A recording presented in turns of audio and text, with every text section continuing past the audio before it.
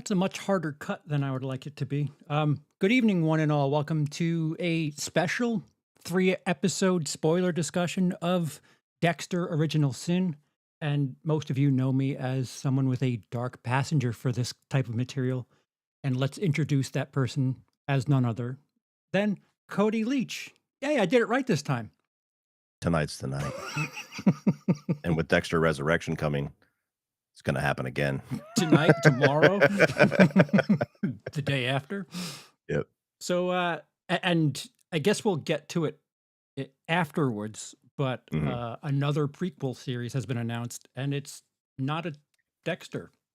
Yeah, I don't know if it's been announced or not, or if it's just like a somewhat official Twitter rumor, but I saw it on Twitter and it matches things that we heard almost 2 years ago, so I tend to think that it's probably real. Yeah. So while things are looking up for Showtime, they're like, just everything. Let's do everything. But yeah.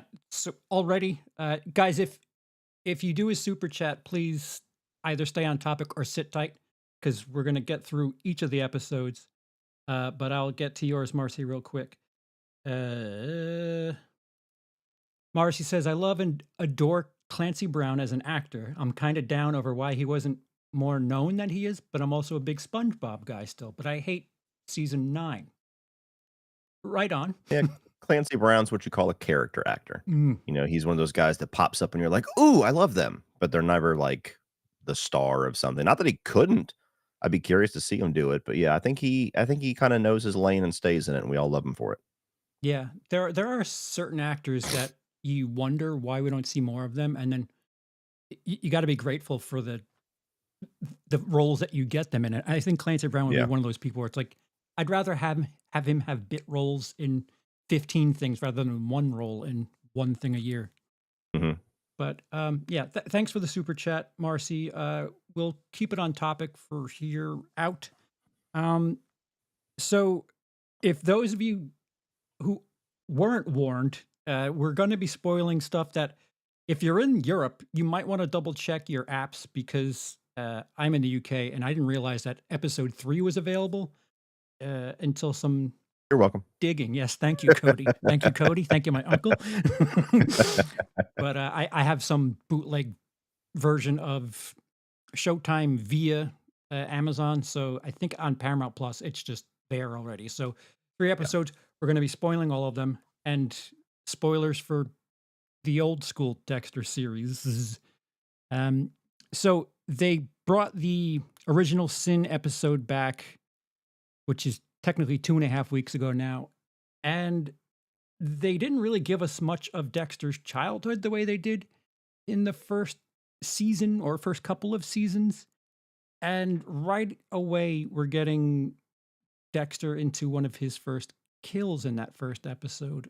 And um, I don't know how I feel about right away having Harry's nurse thing. I don't, did we know in the beginning that Harry's nurse was his first kill? Yeah, I mean, I don't remember what season it was in, but that flashback, showing the mom from the original Pet Cemetery in that role, the Oh, context yeah. of that flashback was him flashing back to his first kill. But I So, don't remember if that was in season 1, season 2, season 3. I mean, those were the only seasons with heavy flashbacks. yeah. So the mom, wait, no, the Pet Cemetery mom with the she's also in Star Trek, I think. She was Mhm. his first kill, verified? This guy says, it was in season 1. I mean, I'm 90% sure. I didn't go back and rewatch the season 1 episode before we went live, but I'm pretty positive that that flashback was framed around him kinda getting permission um, from Harry to pull the trigger finally. Yes, thank you, J-Deb. Denise Crosby. Um, Yes. so, all right, so that changes the way I feel about it. So, like, surface level stuff right off the bat. Um, you can tell that they very much you that's basically what my gripes are with the first episode. It feels like a fan film, and they're trying their best to get you to know exactly who's who by their clothing, by their cartoonish levels of doing a thing that they do in the series, and Masuka did his laugh, I think, at 3 least 3 times. times, and it was just like, "Dude." One of them was ADR. His face wasn't even his lips weren't even moving. I saw it on the second time because you heard the laugh and then they cut the shot to him before the laugh audio was even done, and he's like this. So it was literally just like him walking by the booth and you hear, and everybody's like, "It's him." But what it bothers me about that, not only just that they do it too much, it's like that wasn't something that he just did all the time. It wasn't like the fucking SpongeBob laugh. He did it whenever he said something perverted. It Yeah, wasn't just random. And in the it might maybe one time it was following a perverted joke, but they do it 3 times almost like it's his calling card, and it's like, yeah, no. right. Like, um, I don't it's they certainly calmed down by Yeah, episodes 2 and 3, they but did. Yeah. like, off the bat, it was like, "Oh my god, this is gonna be a member berry stew, these episodes," and Angel dressing, like, right down to the T, like, it was just like a Doesn't change his style for yeah. 30 years. Th that's my point, like, this takes place in 1991. Can we have these characters grow into the thing Yeah, that we know them as, or we're just gonna have these people be what the hell they were for 25 years, no growth whatsoever. Um, yeah. if anything, they kind of switched a couple of things, although they didn't introduce LaGuerta until episode 3, which isn't how I remember LaGuerta being early on in the series, but more on that when we get to that episode. But a- as far as settling down my nerves and my anxiety for this series, episode 1 didn't do that at all. Now that I've seen the 3 episodes, and I've watched the first episode twice because I watched it to kind of restart while my wife could watch along. I think the first episode is significantly worse than 2 and 3. Right. I was much more of a fan of what they were doing in the second 2 episodes because 2 and 3 felt kind of like we're trying to recapture Dexter season 1 and 2. And I think they do a pretty good job at that. I still don't necessarily think that's what I want. Like, I don't wanna just give me the thing that I know I like. But episode 1, what's so off about it to me, and what made me like, "Oh god, is it gonna be this way for 10 episodes?" is that it just felt like there wasn't much of a point to what they were doing because it was I feel like if you're doing a prequel, whether it's a movie or a TV show, there should be some effort put into allowing people to be onboarded onto the show. You should be able to watch Dexter Original Sin without having ever seen an episode of Dexter and at least kind of get into it and be like, okay, I understand what's going on here. I don't need 8, 9 seasons of previous knowledge to understand things. They don't do that at all. No.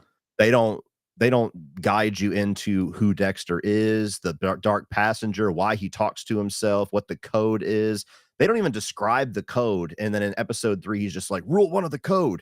And it's like, that to me is weird. Like, I understand what he's talking about, but I've Right. watched Dexter numerous times. Like, to me, it's strange to have this and it be exclusively for Dexter fans. Yeah, When if you're a fan of old school Dexter, there's nothing new for you. It's just, and "Oh, that's the other side of it. I Is remember this that's what thing, I but it was was a different actor when I saw it." that's That's the only exactly what difference. I was gonna say. You took the words out of my mouth. Sorry. It's like if I'm a new fan, I don't know what the fuck's going on. If I'm an old fan, I'm like, I've already seen this exact scene in season 1. Like, Yeah, I'm not learning anything here. The only information that we get that's new is that Harry apparently had a son that died before yeah. Deb was born and before he adopted Dexter. 3 episodes in, that really hasn't been they haven't done anything with that. It's just a little nugget of information. I don't think that it does anything that I enjoy. It's not like "Oh my god, things make so much more sense now." Like, it doesn't do anything. It's just, "Oh, here's a thing that you didn't know." And I'm always a little on the fence about that too, because even though when you're doing a prequel, of course, you want to introduce something in there, but something like that feels like we should have known that. Mhm. If there was a dead kid that came before Deb and came before Dexter, it's weird that they never mentioned that for 9 seasons. Yeah, that's the danger of retconning. It's Yes. like, "Alright, so why wasn't this important for 8, 9 seasons?" Yeah.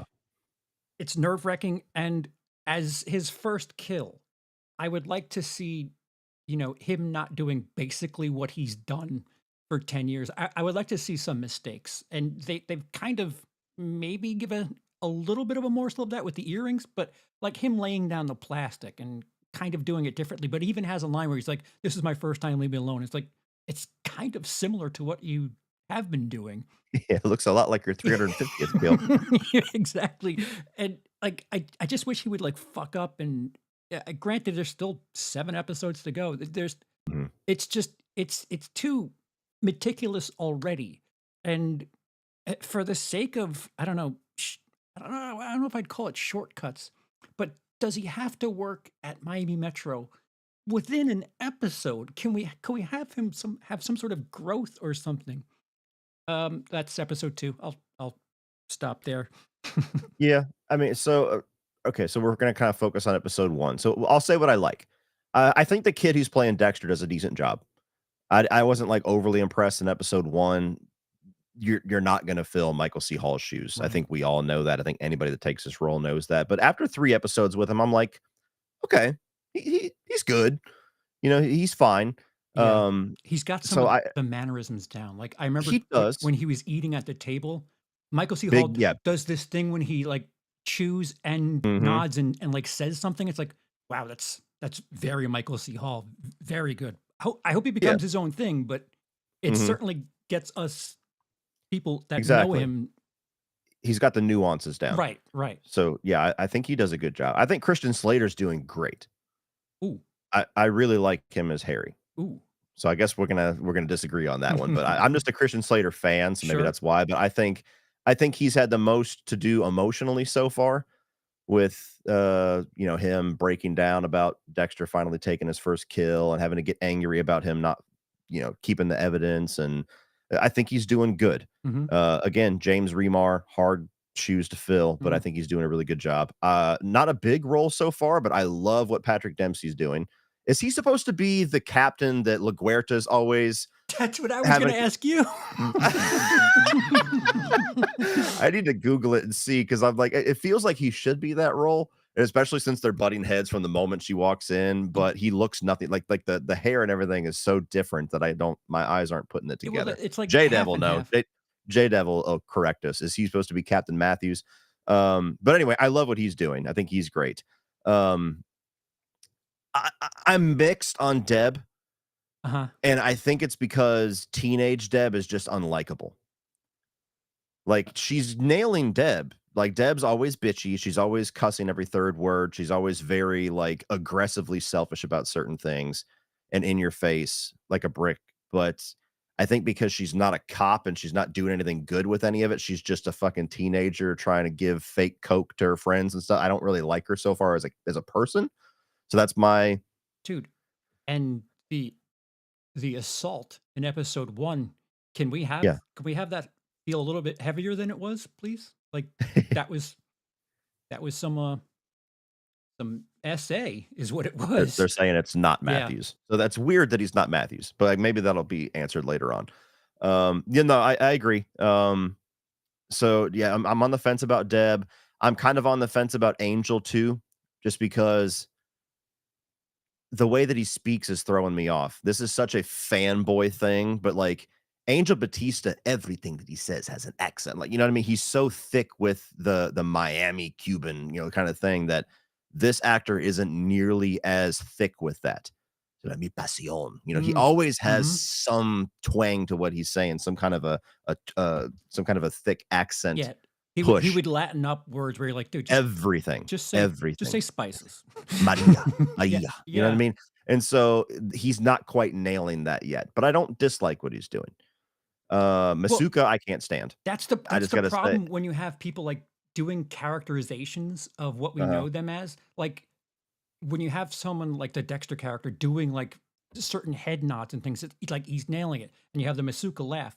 If everyone's not, like, up to snuff, it really, really shows up when someone's not doing their character as well, and I kinda wish they would let these actors make it their own Yeah, because you've started from this angle of, "These are the characters you remember," and it's like, why and couldn't they grow into that?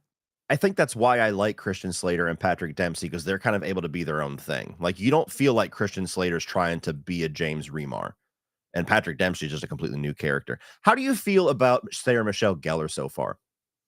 I useless, useless. I don't know why It she's there. To me, it feels like every line she has is, like, catchphrasey.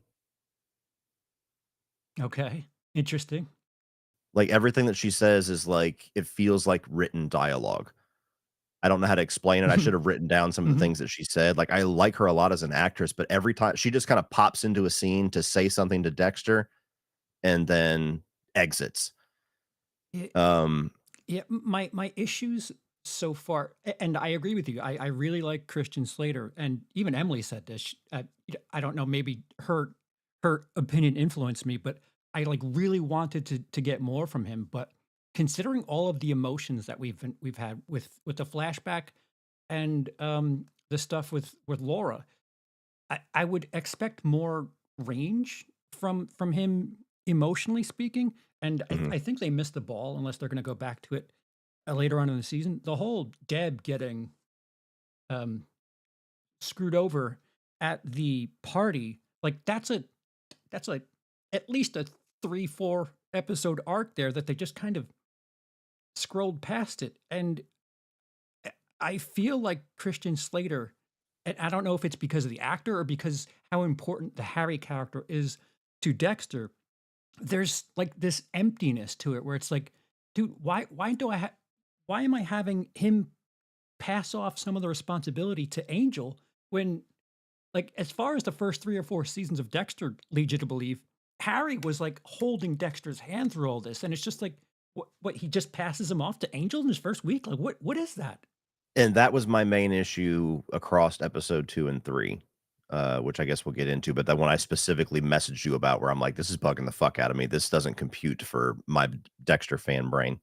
Mhm. Um, the story of episode 1, like, I don't know, like, the episode 1, I think of the 3, I just don't really get any use out of. There's no information there that I wanted or needed. There's nothing, It's like, you get an extended version of the flashback.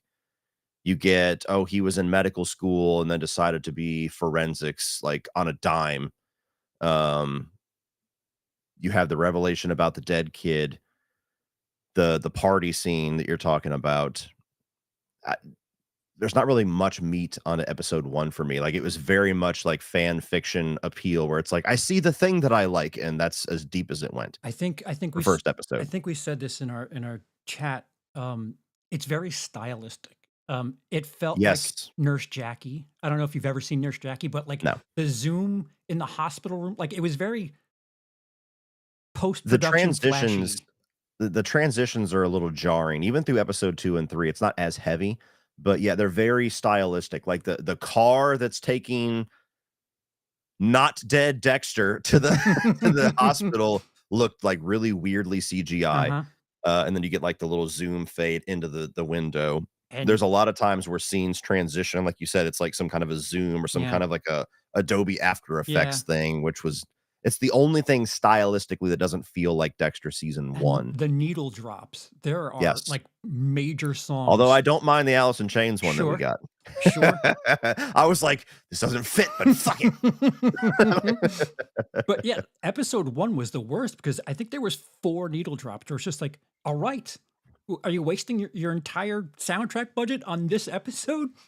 Yeah. It's just too flashy, and I guess if you're not a fan, it's supposed to draw you in, but as far as me who's looking for something new, something more, something to build on what I know, it's just it's a fan film. It's just, Here's my version of what you remember," and with Mhm. style. So I don't know. I was very nervous after episode 1, and there are things that they did there, like Dexter has his first kill after episode 1.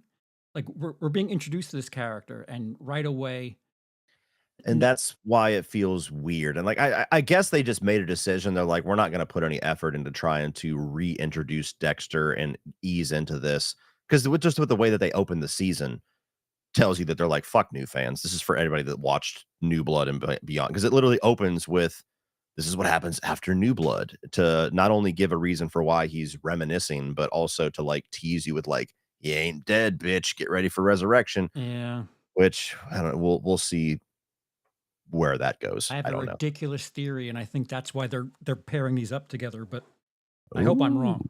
Okay. Well, I guess we'll get into that afterwards. So Um, episode 2, mhm, already at work is one of my notes. His first and only job is working at Miami Metro. Uh, mhm. the blood spatter, the pattern that like he figured out at the first kill, like how would he know that if he didn't study blood spatter immediately?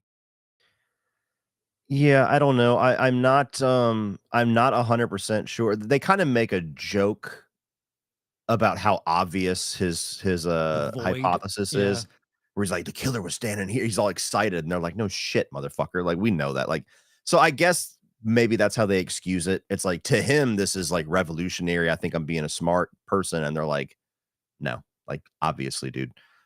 So maybe that's why. Um, Okay. so yeah, it didn't bother me too much, that specifically, but overall, there's this overarching thing between episode 2 and 3 that bugs me, where it's my main gripe with episode 2 and 3, which is it feels like they're totally removing Harry from his origin story Mhm. in a way that doesn't feel like it meshes with what we were told Right. way back when. They're Like, retconning. he's at Miami Metro. He's going through cold case files. He's pursuing killers and doing all this stuff with just no guidance, no nothing. So it just feels strange to me that like all these flashbacks, like you said, is like hand in hand. Harry's like, follow me. You're going to Mhm. learn this. I'm going to teach you to hunt. We're going to do. To me, it always felt like Harry knew, like, you're going to be a killer. And this is how we're going to keep you out of jail. Like, eventually, like, him going into Miami Metro, him looking up cold case files and taking out the trash. I always thought that was Harry telling him to do that. That was Harry's way of justifying this, is we're going to take out killers and my son will stay out of prison. It feels weird to me that in this version, Harry just taught him the code and Dexter filled in all the other shit. Dude, like knowing what we had already using just episodes 1 and 2, why not have the first 45 minutes of this season be Dexter chasing down the guy that assaulted Deb at the party and have Harry step in and say, you can't do this and have it be some sort of learning moment for Dexter where like we don't really acknowledge Dexter's thirst, or even if he like went after animals or something, just something to let us know that Harry, intervened and, wanted to mold the way he went into things. Like, I guess if you're Showtime, you want to have the typical Dexter kill, typical Dexter kill room thing. And I'm not saying don't do that, but like make it be a Dexter prequel at the same time. Like he shouldn't have, ranked 100 in experience right off the bat. I- it's a shortcut, and I Yeah. don't like what they're doing with like established characters, where it's just like, wait, are we supposed to forget everything you showed us, even though you're showing us the same thing with different people in the costumes and such? It's kind of frustrating. Mhm. Especially when he goes from, I mean, the nurse was kind of an isolated thing where it's just like, okay, he found her address, he waited for her, he overpowered her, still was kind of messy with it. Like, he didn't have M99. He, does the little thing where he closes up the hoodie, and it's messy, Dexter, but not so messy. And then the second kill is literally him stalking this giant dude with mob ties and doing the whole thing where he's taking an alias and talking with the guy and stalking him from a truck. And the whole scene where he lets him shoot a bullet. Yeah, I don't know if this is episode 2 or 3. They both bleed together for I me. think it's But where three, he but he shoots a bullet and he, like, I like the shot where mid shot he's like does like a little smirk yeah, thing, like he's like, "Oh, turned it's on by him." it. Yeah. But yeah, but it's just like, I don't that doesn't feel like Dexter would let this guy pull a gun on him and fire a bullet. Like, I don't know, it felt a little weird. But it was a big jump from overpower psycho nurse to, choke out mob enforcer guy. And when he has him just in a public place with the lights on and he's tied up and he's shooting the ball at him and has the kill room, that felt weird too. Where Yeah. I'm like, I don't like, Dexter's done things in like boxing rings, like abandoned buildings, but I don't remember him ever doing it in like a public place where a whole crowd was just at last night. Literally anybody could walk in. That Right. felt weird. Right. Like, also, how does he transport bodies? What vehicles is he using? There's some things where it's just like, so he knows exactly how to do this from jump, huh? The other Mhm. thing was, when, Harry was being poisoned by the nurse, and Dexter's like, "She's trying to kill you." And, like, he knew right away to be like, "I want the pain," or whatever the line was. It was just like, Well, that was from the uh flashback. was it? Yes. I thought that was part of the first kill. Oh, so you're talking about the first flashback from when it From was. season 1. Yeah. Yeah. It In a flashback, it's fine, but if you're gonna show us the moment itself, you know, where is that trust, and why would it, I mean, that's the odd thing about the structure of the show is because we're supposed to remember each individual flashback from season 1 and 2 predominantly, which is back in, like, what, 7, 6? 2006, Yeah. 2007, and there's all these from him being a small child to being a adolescent to being a teenager to being in his, college days. It's just nothing but Harry teaching him and lessons and building this super tight bond where I mean, Deb references it constantly where she's like, they were in their own little world. I barely felt like I was acknowledged. She even addresses it in the Mm. show. So you're supposed to keep all that in mind without ever really being shown it in this version of the show, which is what I said is the weird part. The show exists off of the hope that you remember shit from 2007. And so in that moment, that's after 18 years of Yeah. him and Dex, being intertwined every free moment. I like that the the member berries, the fan service got a bit more reserved. Yes. Like, what's her face in the file room? She had key Yes. lime pie. If you don't know, you don't know, but if you Mhm. know key lime pie is important to her, thank you for not showing us and saying, "Key lime pie, my favorite." Um, Yes. and the fact that he brought vegetables to work instead of donuts. Yeah, I like that stuff. Yeah, I And that's why 2 and 3, I was like, "Okay," like, I'm softening up a little bit. I still don't think this is what I want or need, but if right. you're gonna show it to me, at least I enjoyed this version of it a little Right, more, where yeah, it's yeah, just like, take it we're slow down yeah. a little bit with this nonsense. Yeah, You don't have to hit me over the exactly. head with it, just fucking, "Hey, look at this, remember?"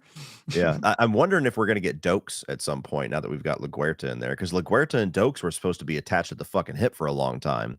I don't know if that's before we're seeing her, Yeah, because they were partners and, yeah, there was always insinuation that maybe they were a couple for a while, my and so my I'm hoping there's gonna be an episode where I'll, "Get off my desk, motherfucker," or whatever the hell, "Surprise, motherfucker," and I I don't think know who I'd they're gonna rather cast for them that. take it slow with Dokes, because if they treat him like they did Masuka, it's gonna be a lot. Yeah, Um, it's gonna say motherfucker every 5 seconds. but the thing that I think is interesting for LaGuerta is she's late series LaGuerta as we first meet her, because if you remember the beginning of Dexter, she was flirtatious with Dexter. She was a bit Mhm. of a floozy of sorts, and we don't have that here. And I I, I don't know if it's a misstep, or they want us to think of her as what she was toward the end, but um, interesting. Yeah, I don't know. I like the actress, what she's doing so far, though. She hasn't had a lot to do, but she feels like LaGuerta Sure. without slamming us over the head with it. Hmm. So I Yeah. like that. There's something that was brought up about Miami's murder solve rate being the lowest in the country. 18% or some shit like Yeah. that. In the original series, I might be wrong with this, but Dexter made it seem like that was kind of his choice to be there because uh, Miami's Oh, I don't murder rate know. was. I could be wrong, but I remember him saying it could have been something that was said in passing, where it's just like, and this is the best place to be because they have the worst murder solve rate, and it just felt so. I don't know, just lucky. I don't know how to put it, but it doesn't seem like there's any choice in it. Like Dexter's in the right place at the right time, and I don't know. I'd like to earn something in this, especially if you're going to tell us this is how it started. Mhm. Yeah, I don't know. I'm not sure. Yeah. How do Uh, you feel about, there's, like, 2 ongoing, they're probably related, but 2 ongoing stories, one of which is, like, the Jeff Daniel Phillips where they arrest him in the shower for killing somebody. I don't remember exactly what happened. And then they show him in the courtroom either on episode 2 or episode 3, and then you also have the thing with the kid who's kidnapped, who's the judge's kid who they cut the finger off of. I think at least I'm hoping the kid is like the big bad of the year. Mhm. Um, but I guess I'm okay with it. Like it seems like their 3 episode arc was the earrings, and uh, that didn't satiate me well enough. I'm hoping that there's a bit more to it than that It with the felt earrings. odd to me how big of a deal they made, like, we have to do all these, like, we have to do this Rube Goldberg machine plot to get these earrings back, when it seems like Harry very easily could have been like, "Hey, that's my wife's earrings. I don't know why she gave them Yes. to you, but, like, Yeah, because it could have been solved in 5 seconds." Like, whenever he's like, "You gotta figure out how to get these earrings back." I'm like, "You could literally just go get them, like, right now." not only that, It but like doesn't Deb stole them. Like, what are we that's the talking whole about here? that's the whole thing that makes it, like, very obvious. Like, even in the same scene, she's pawning her mother's necklace, like, Deb wouldn't even contest it at this point because Dexter's like, "I need those fucking earrings back," and she's like, "Well, I don't know how we're gonna get it back," like, without her being suspicious. It's like, Yeah, "Suspicious of what? You fucking" that was weirdly convoluted to me.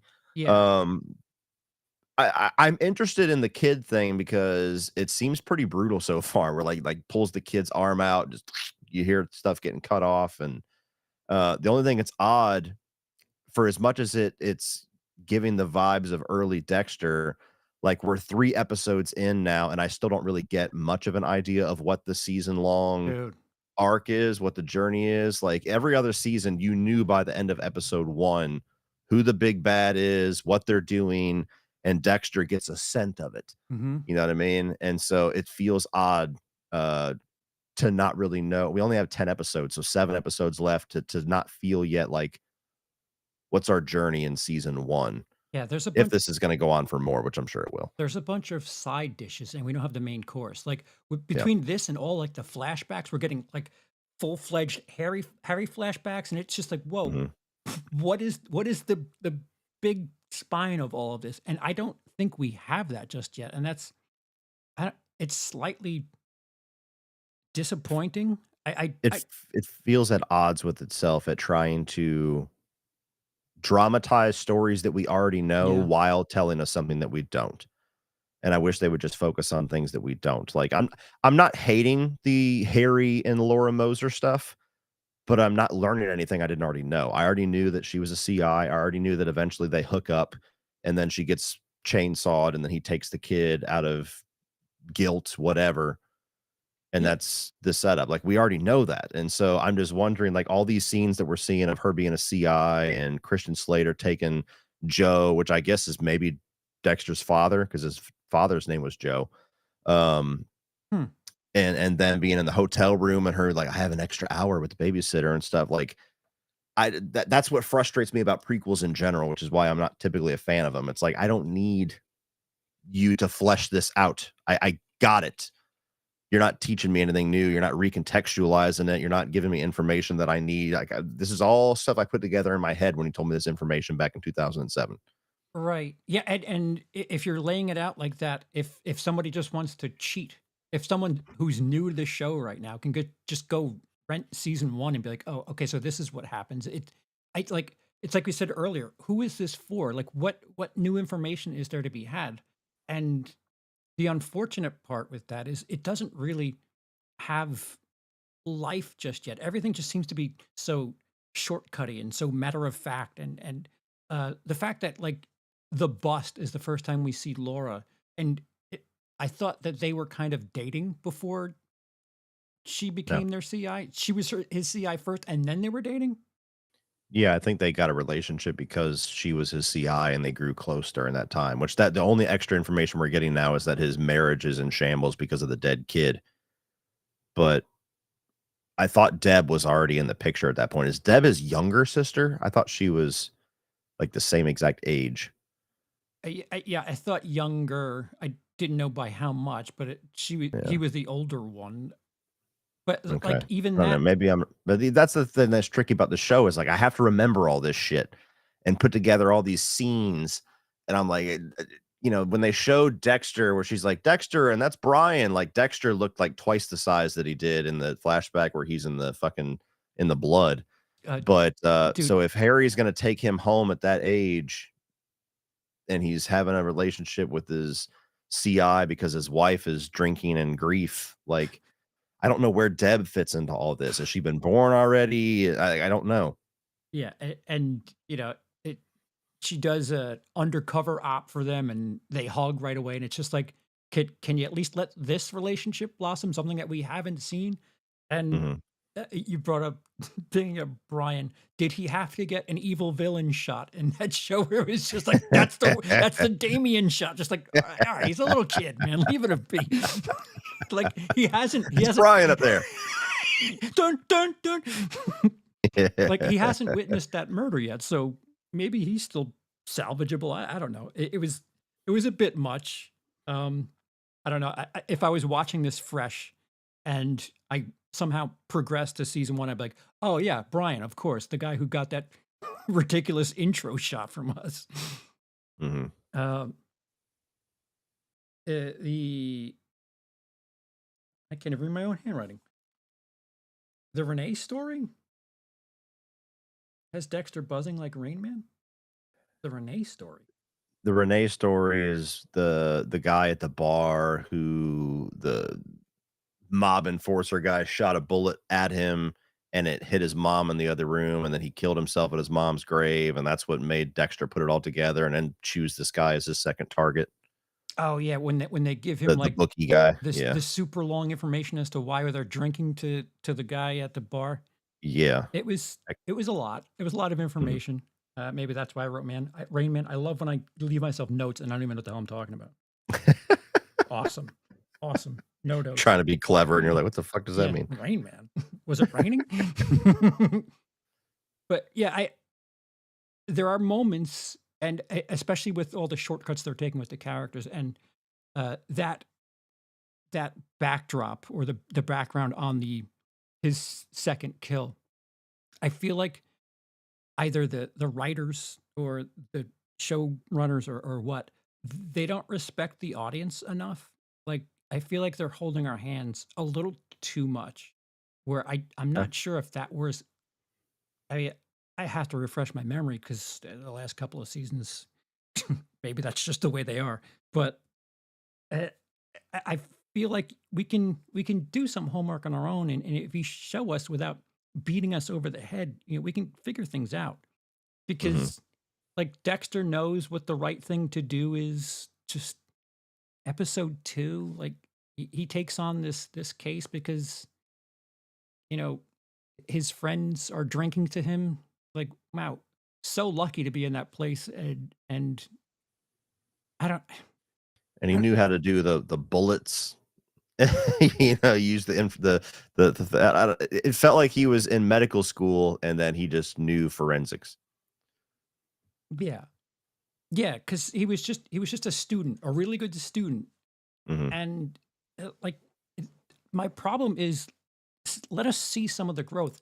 Let us see some mistakes. I mean, that was a really great thing about the first couple of seasons where, like, he'd make this big trip up, and, like, that would be a thing that could damn him, and I don't feel like they're granted, it's only 30% of the season, but it just feels like they're trying to do shortcuts and, like, explain to us or give us a reason why this is okay, and it's like, if people are here, they have an idea of what this character is, and, I don't know. It seems like they want us to not really give a shit about Deb being assaulted because that was just a passing thing. But now that this guy was a kid and he's being held hostage, that's got to be like the number one thing for Dex to take on after the murdering nurse.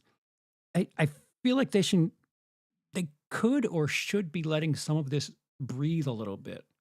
And I don't I keep meaning to. I'd like to go back and watch some of the older stuff to see if it has some sort of length to it, if it's well spared out, but it just feels so like they're rushing to some sort of finish, and it's just like, can we have emotion here? can I just, like, grow with this? Yeah, and I don't know how much of that has to do with the fact that it seems very obvious that Showtime's just trying to milk Dexter at this point.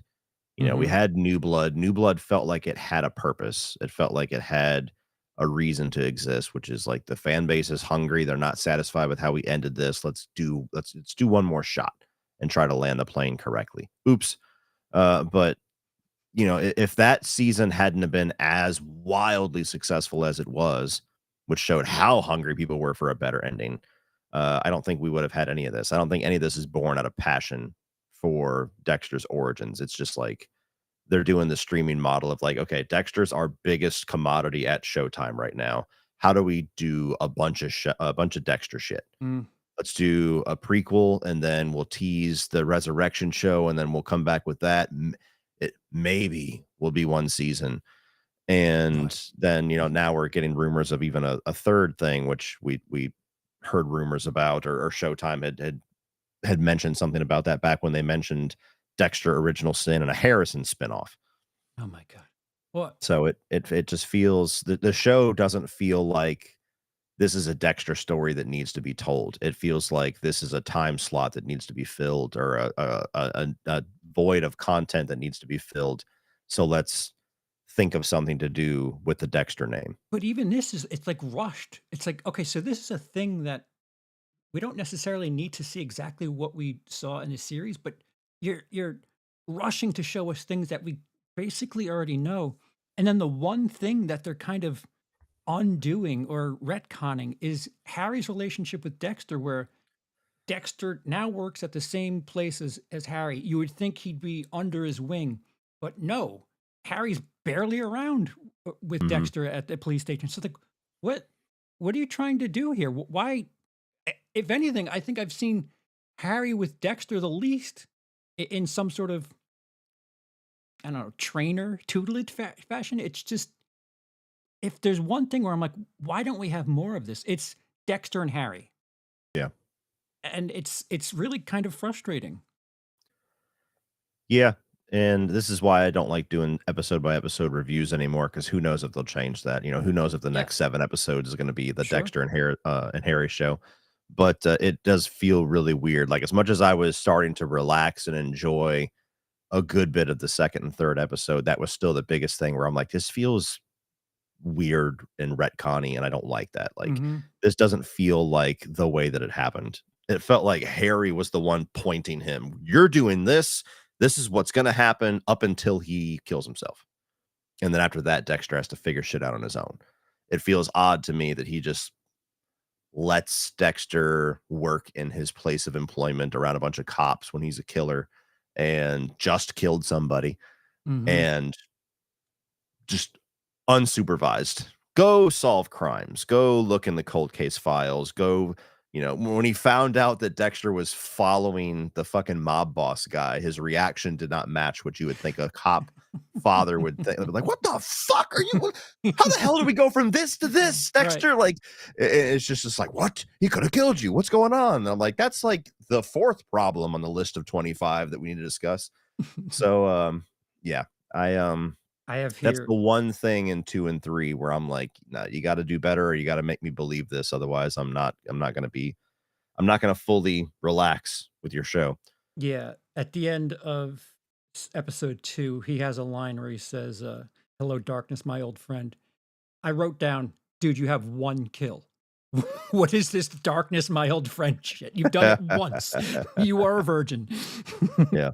How do you feel about, Michael C. Hall being the dark passenger voice?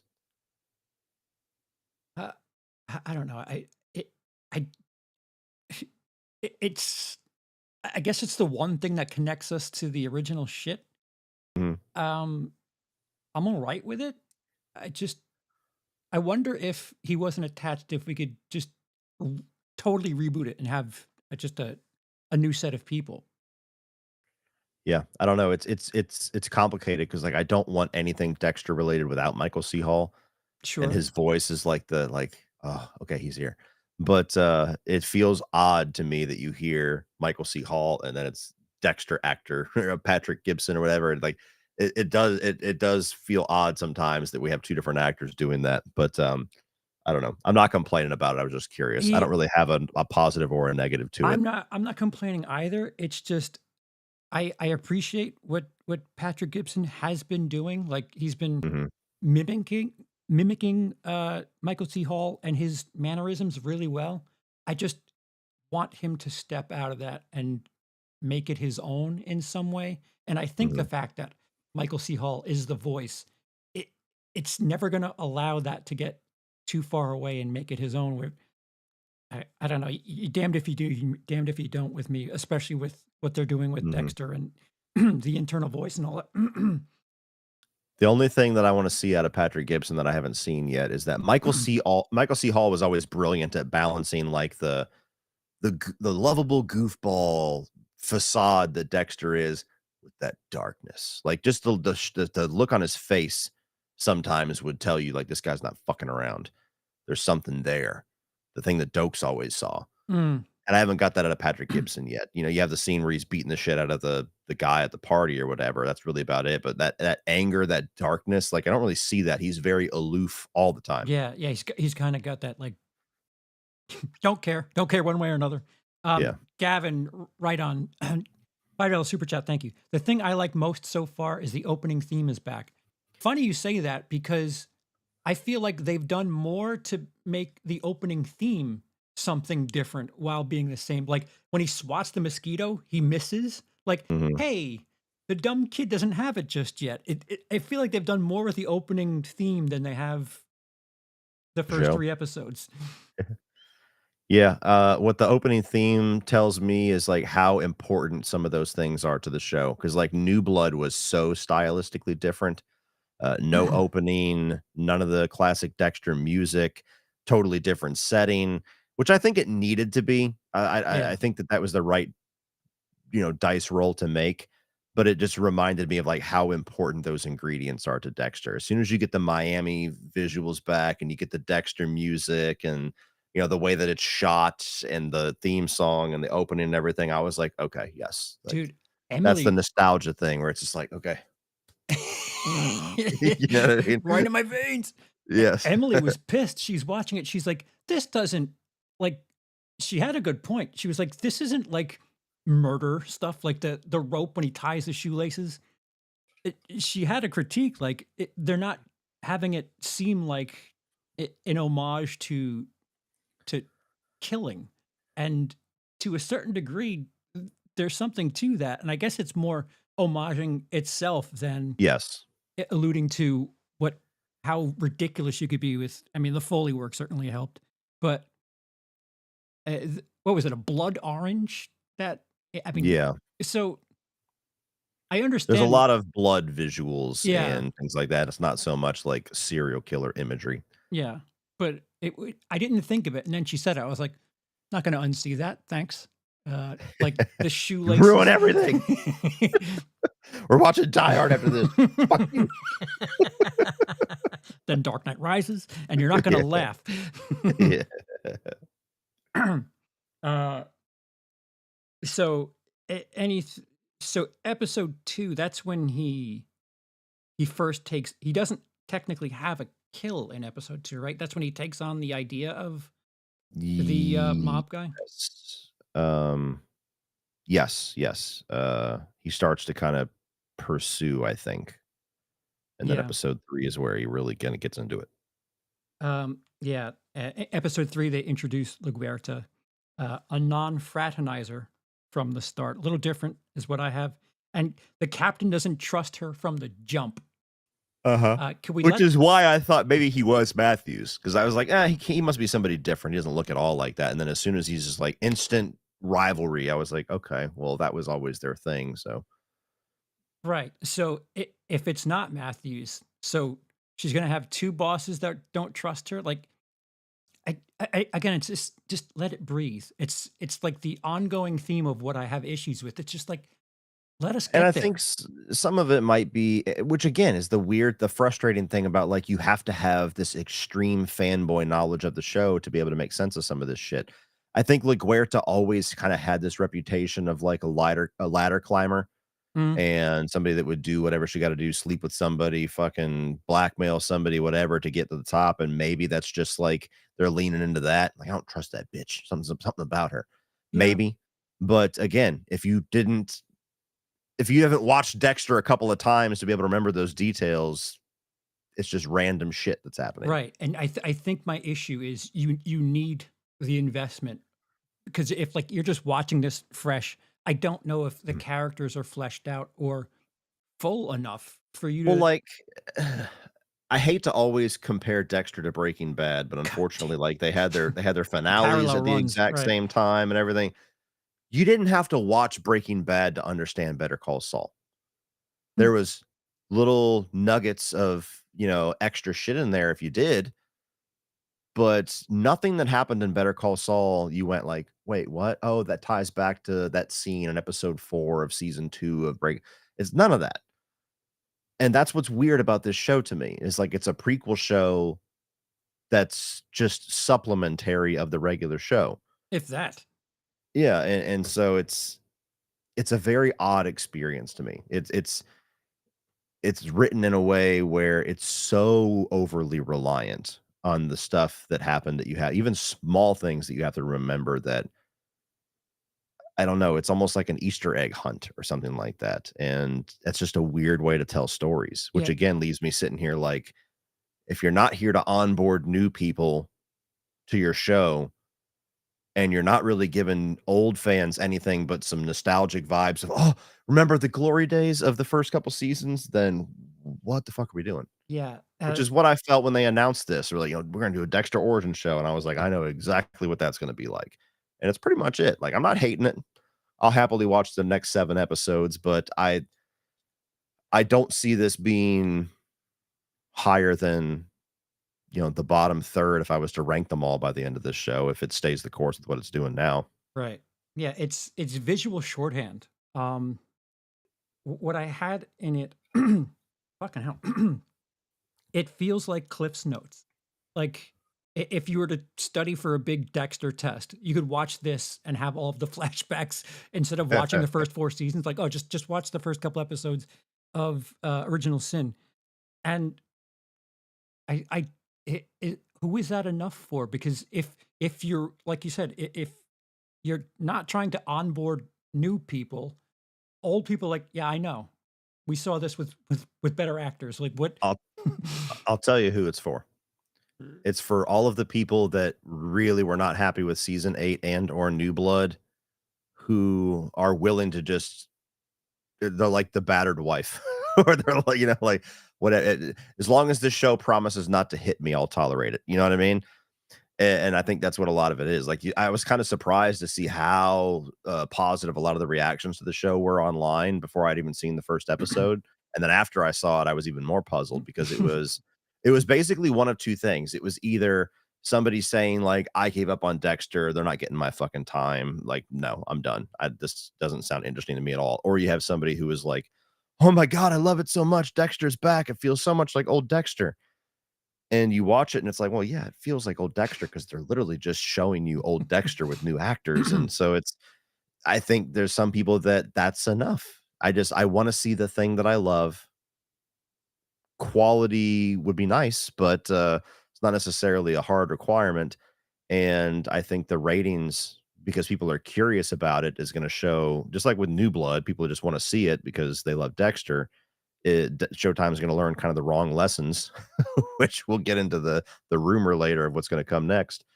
Um, I was that's who more this is for. It's for people that just want Dexter stuff. I I want was Dexter content. I was more confident or optimistic with New Blood at this point than I am with Mhm. this, which is saying quite a bit because I was just like, "What are you doing?" And I'll let you know what my what my retcon is that I think is happening, and I don't know if I hope I'm right or don't want to be right or want to be right, but it seems like they're trying to make you think, or they're trying to retcon the fact that Angel was the guy who was training Dexter, or with Dexter from the beginning, because Harry tells him to take him under his wing. We haven't seen who's driving the police car in the flashback, flash forward thing. Uh-huh. I'm worried that they're going to make it seem that because Angel at the end of New Blood was called and on his way. I don't know if they're gonna again, I certainly can be wrong, but it feels like they're trying to retcon the fact that maybe Angel is the one who saves Dexter at the end of New Blood. I mean, that's far from the dumbest thing the show has tried to do, but let's lay out all the reasons why that would make 0 fucking I sense whatsoever. First of all, where the fuck is his cop girlfriend if, yeah, she was literally feet away from him? I'm assuming it's her that's driving him, is what I'm saying. But anyway, if it ends up being Angel as like a little last scene of, or original sin or whatever leading into resurrection, Angel was in fucking Miami. So gets a phone call. Yeah, I'll be there. You have to book a plane, get to the airport, get on the plane, fly to New York, get off, get a taxi or an Uber, get to the scene of the crime, and nobody's there but Angel Batista 8, 9 hours later. But didn't didn't Dexter, I'll save you. Like, I didn't would fucking hate that. I'm not saying you're wrong because, as I I said, the show has done dumber shit. I don't And I want to be understand what right. you're getting at. I understand what you're getting at as far as like why they're trying to like show like they're trying to build out the relationship of Angel and Dexter even more in this so that at the end it's like, oh, this is gonna be crazy in Resurrection because he actually loves Dexter. Yeah. Like we didn't already know that. Yeah, like But like a hidden thing that like they go way back and it technically I think Angel was called before Dex broke out. And there was a full day. Dex broke out at night and was shot in the morning. So, if he took a red eye, it wasn't a full day. It was like within an hour, eh, hour it or was two. it was It was dark enough when he time for him to left. get out of there's enough time for him to get out of the cell, get home, get Harrison, and then he gets shot. A red eye. Anyway, It's still continue cutting on. close. But yeah, it, I don't. I hate the idea when I thought of it, but at the same time, I was like, you know what? If they're gonna retcon the last couple of seasons of Dexter, I sure, sure, whatever. um, but I considering that they're playing the sequel season in June directly after this, and they're like tying trailers to Original Sin. I don't know if that's just a gag to get people to watch both, but I feel like they're gonna try to connect this to that somehow. And that's the only thing I can think of after 3 episodes. And the only thing that doesn't like match for me is Harry having Angel take Dexter under his wing. And I don't know. I, I I hope I'm wrong, but Me too. ceiling. Don't listen to him. Yeah. Don't do that. Get the fuck out of here, Showtime. Yeah, I don't know. I mean, I'm not gonna say that there's 0 chance that'll happen, but I'm pretty sure it's Angela. I just think, maybe the actors didn't want to pay her for one fucking scene. Oh yeah, Um, that's extra but money. Yeah. and they wanted the intro to be very lickety split. But I don't know. I I'm just curious, like the whole thing about like, oh, it was cold outside, so that slowed his blood flow enough to where I guess he didn't get shot in the heart and he's gonna live. That's just stupid enough to annoy me and Mm. just plausible enough to where I like, okay, fine, I guess I'll go along with it, which is disappointing. Like it just Dexter is the ultimate show where it's just like you expect this level of quality because they were there for so long. And it's like they've slipped so far from that, and that's just become the acceptable benchmark for it now is like at least be decent that now they can just say and do dumb shit and we're supposed to accept it. Like the whole last season when they kept referring to his little knockout drug as ketamine. And I'm like, it's M99. I have only watched Dexter a couple of times and I can fucking tell you that Mm. with 100% certainty. Why such a stupid detail? Yeah, And so ketamine doesn't knock you out like that either. Like that's yeah, mm, I mean it was just a weird thing. But that's the thing for me. It's like, certain shows like a Breaking Bad were like so flawless that like only flawless applies. And then you get Dexter where like season 1 through 4 for me. I know people are iffy on season 3, but season 4 for me or 1 through 4 is like perfection all the way through. Honestly. mhm. Mhm. And I think there's a ton of good stuff after that, but after season 4, it's so like this Right. that it feels like they don't really hold themselves to a standard with what makes sense and what's plausible and what's actually like a storyline or an explanation that's worthy of Dexter. It's just like, ah, fuck it. They'll buy it, whatever. And that's what's frustrating me about how we're gonna bleed into this Dexter resurrection. The only thing that gives me faith about resurrection is that we're probably gonna get finally some payoff on this Dexter Batista thing. If it was just we're gonna try it again, 90% of my reaction is fuck you. The other 10% is like, fine, I'll watch, assholes. But that's the one thing that has me where I'm just like, okay, They've I maybe this is a necessary evil dude, to they deal with fucking season 8 and deal with New Blood if Resurrection is gonna be like this ultimate payoff, Dexter, Batista hunting Dexter and all the ooh, revelations come, like but then they're talking about it being maybe multiple seasons, and then that's like, well, then you can't be that epic and have that finality to it then, so what are you doing? What's the plan? dude, if you think about it, you brought up seasons 1 through 4. Well, I guess every season they've had, like, a big bad.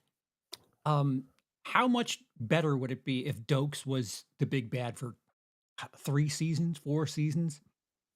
They have to have patience with this. If they're gonna have Angel chase Dexter, don't don't solve it at the end. Have it be some thing where Dexter gets away or something Mhm. happens. Let that be a multiple season arc. For the first time in Dexter, have a big villain, even though I'm not thinking of Angel's a villain. But it, considering they're going from New Blood, there's some things that they're gonna have to uh, work with, like the fact that Dexter broke his own code and killed a innocent, like Yeah, he's that done that before, but that was a definitely a police stupid thing. officer? Oh, I don't Huerta, know. never mind. Oh, no, no, Yeah, that wasn't him. it was almost him. But yeah, I don't know, I just that's the other thing too is I don't know what the structure of the show is gonna be. Like, I don't even know if this is gonna be a Batista hunts Dexter thing. Like, I'm just assuming that's because that's the big thing that all the fans were like, "Why the fuck would you tease that and do nothing with it?" Yeah. But if that's gonna be the thing, is just him on the run, then is there a big bad that season? Is Dexter hunting somebody? Is Dexter actually killing whilst trying to escape? Like, I don't know. There's so many questions I have about this resurrection show that I'm infinitely more curious about that than anything I might learn from Original Sin. Yeah. And I'm so cynical about what it could be that it's not even like a fully enjoyable speculation. It's just like, all right, what the fuck what are you doing with me? I want to know before I get fucked, Showtime. Yeah, so I apologize. I wanted to get to the it feels like episode 3 in, Original Sin is where I first started, like, appreciating things that was happening. Yeah. I have notes about the earring subplot that it's the first truly positive learning aspect, although, like you said earlier, I would say it's a thumbs up and a quarter of a thumb down, the way that it Mhm. was just, like the way they went about it, like, what? He's got Yeah. into these hijinks with his sister's friend because Yeah. Deb We stole, need like, the and we need the earrings back, and you can't think of a way to just get them back, even though it's a weird situation that she got them. So you have to talk to Deb, go figure out her birthstone, get her a present, and then fake become her boyfriend to get them back. yeah, And it was also odd that she gets new earrings and she's like, "Here, give them back to Deb." Like nobody does that. You know what I mean? It right. was just so sloppily where it was just like, Yeah. "Okay, okay, Yeah, origin for the blood slides. I get it." and him using the Crocodile Alley gator at Mhm. what are they down there? Those dumb sea beasts. You know, disposing of the bodies in the swamps, it's Which clearly he's gonna learn that lesson very soon too, because the limb popped back up with the ring on it, so that's where he's probably gonna figure out like, "Oh, okay, I can't just dump him in the swamps, I need to think of something else." I'm And then we'll hoping probably get maybe the slice of life at some point. I'm hoping that it leads to some sort of learning experience because he can still learn. I mean, it's the beginning for him, right? Can we have learning experiences? I mean, he fucked up. It seems like at least once a year where he had to like work with shit, and at least in those cases, I have something positive to say because the first episode, especially, and less so episode 2, it just felt shallow. It just felt like, "Hey, here's people cosplaying as the thing you recognize, and we're gonna shoot it exactly the same way," and, like, yeah, I know, I have the old stuff, I can watch it. Um, the Laura Moser flashbacks, uh, I felt like it was entertaining to cover a new aspect, but it still felt shallow for me. Like, Yeah. I'd like to see that relationship blossom. Again, my same notes are stretch it out. Let me see more of it. And granted, it's only 30% of the season, but the flashbacks just feel so surface level. Yeah, I don't know. Just for me, it's information that I don't need expanded on. Like again, I already know how this story ends. I'm not learning anything different about their relationship. It's just she's a confidential informant. They get a little too close. She gets killed. He takes the kid out of guilt. Dude, I know this. and the fact that she's, like, confident being a drug peddling princess, it's just like, dude, she was just arrested. She knows how to work the high clients now. Can you just let it get to a point and not start from the bottom and go right to 10? Um, another negative note. Dexter just started at the station, but he's doing personal errands on the computers already, which, I mean, he technically, I don't even tech doesn't even technically work there yet. And he's already doing fucked up shit on the with their files and their computers. Like, why?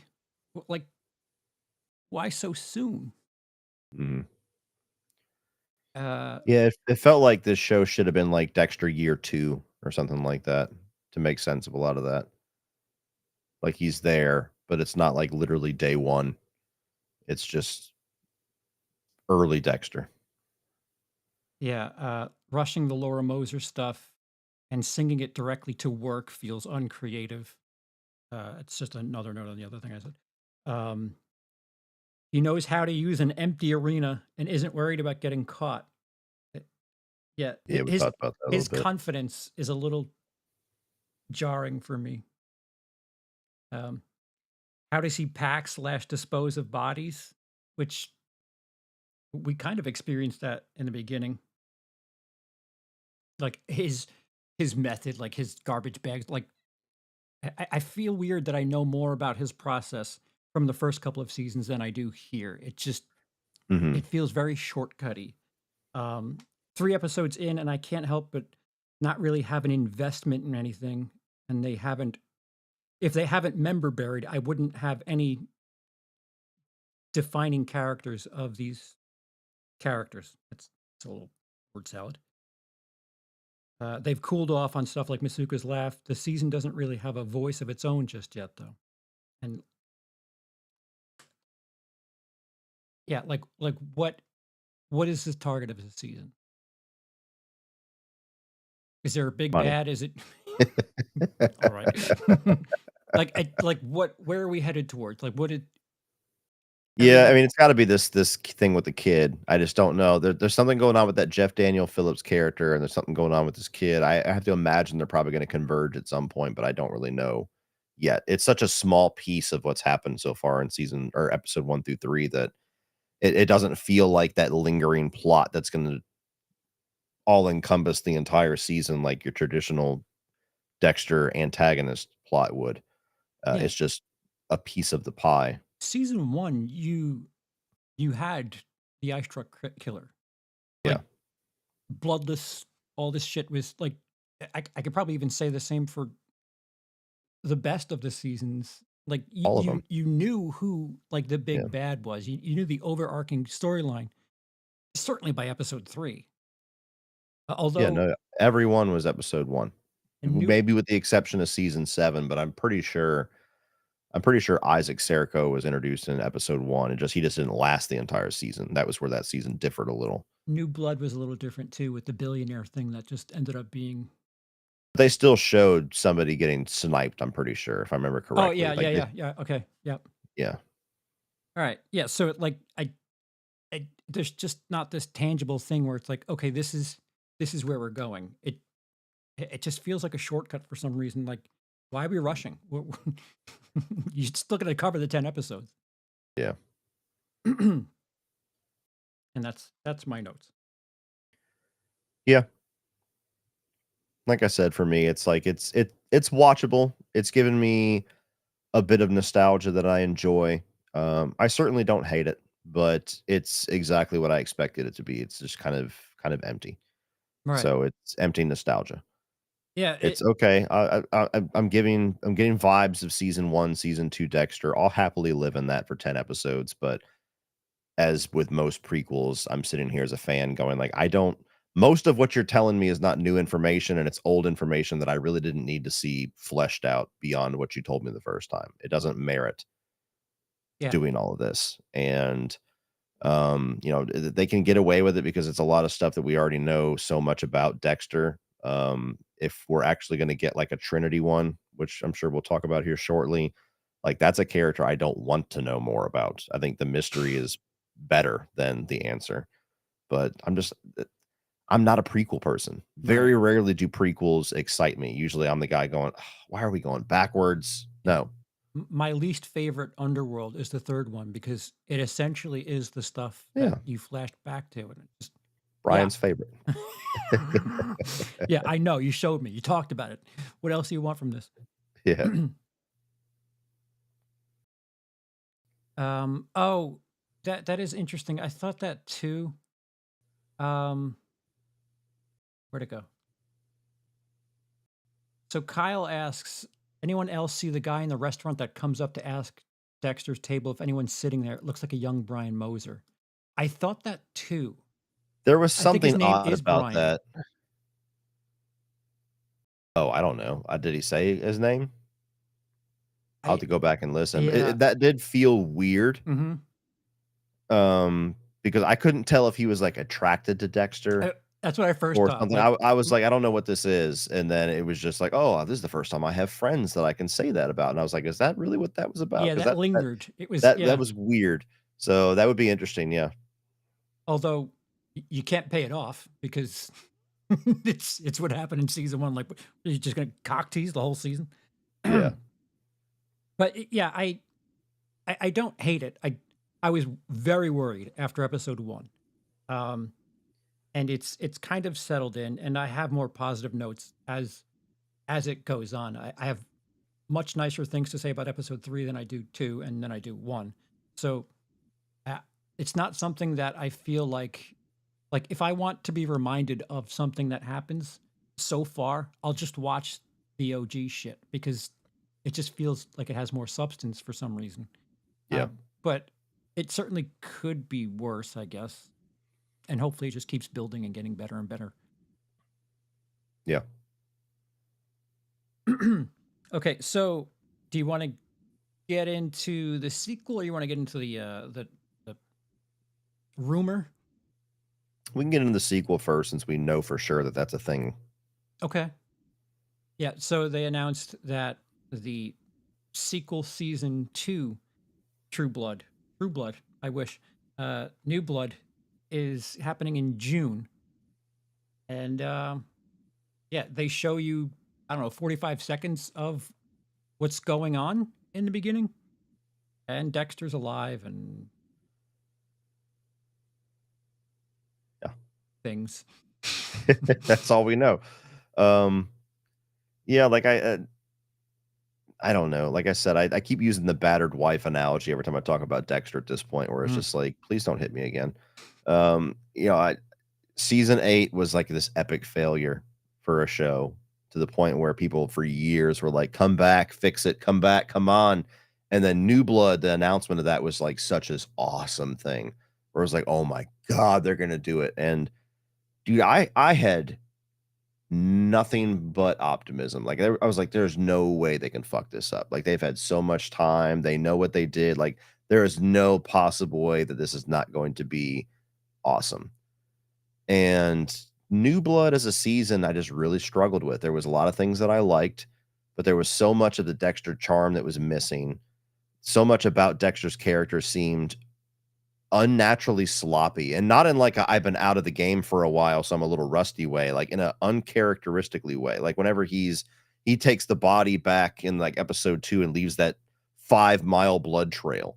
It's like that's like a new level of stupidity that doesn't make sense. Like little things like that all season long bugged me. And I would have to watch the season again. There was a lot of little things that bugged me all the way through, but then you get to that ending, and I hated that ending more than I hated season 8's ending. Genuinely. I would take the fucking lumberjack going into the hurricane shit before I take Oh that. my god. And I remember when that ended, you and I think even were either on a live stream or something, we're saying like, "There's no way this is gonna be the end," because they're giving all these reports now about how Dexter New Blood, especially the finale, was like the highest rated thing they've Mhm. ever shown, and they're like, "Fuck!" Like you could hear them from the executive office, and I was like, "Dude, I don't know what they're gonna. I don't know if they're just gonna continue New Blood season 2 and have Harrison and have Dexter be his Dark Passenger, his Harry." I don't know if what are they gonna do? And it seems like they sat on it for a while, and they were like, "What the fuck do we do?" Because nobody seems to like Harrison. That's not Dude, gonna work. you would That's think not gonna. just throw the Harrison season out there, fuck it, Yeah. like Chum. Nope. Yeah. That's how much we didn't like Harrison. Just like, never Yes. mind. We don't need money. Yes. Yes. Exactly. So they sat on it for a while, and it was like a year and a half ago. They had this big announcement where Showtime was going to merge with somebody. I don't know if it was Paramount Plus or whatever. I don't know. But Showtime was going to merge with somebody, and they're like, "We're going to do a Dexter origin show. We're going to do a Trinity origin show, and we're going to do a sequel to New Blood." And we were like, "No, no, and no. Try again." And then, a year of silence, and then Original Sin. It was Comic-Con, I think, where they finally announced that Original Sin's actually happening. It's a thing. And then Dexter Resurrection. And they slipped Resurrection in there almost like it was like the smaller of the 2 Michael stories. And C. all the Hall Dexter showed fans up to went like, announce it. Yeah. yeah, we went like, wait, what? What's going on? What?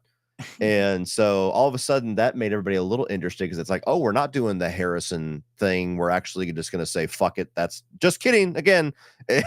And that's the right thing to do, I guess, because I want Michael C. Hall if we're going to do Dexter, but I don't know. It's just like I can write a whole bunch of ideas for like really cool, awesome things that are still left to explore. The number one being Batista now, at least being on the trail of, oh shit, maybe some.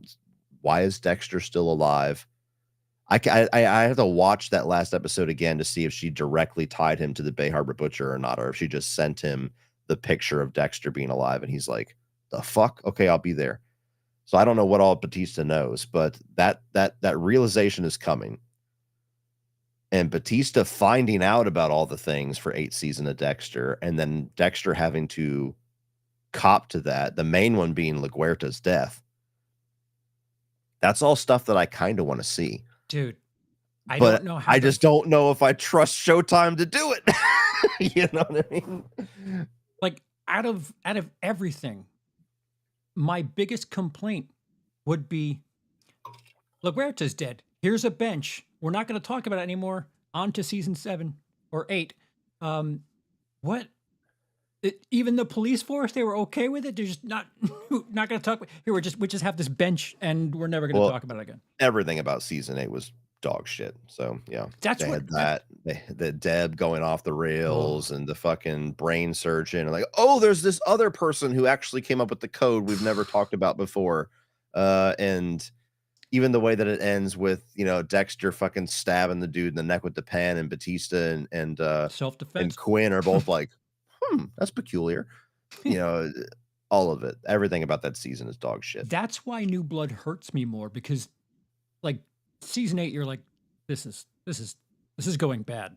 It just Mhm. got worse and worse. New Blood actually won me over. It was like, all right, what are you gonna do? And fucking fell for it again. They nailed me in that last episode. I was actually okay with some of that last episode, and Oh, yeah, me not the too. last Like, 20 minutes.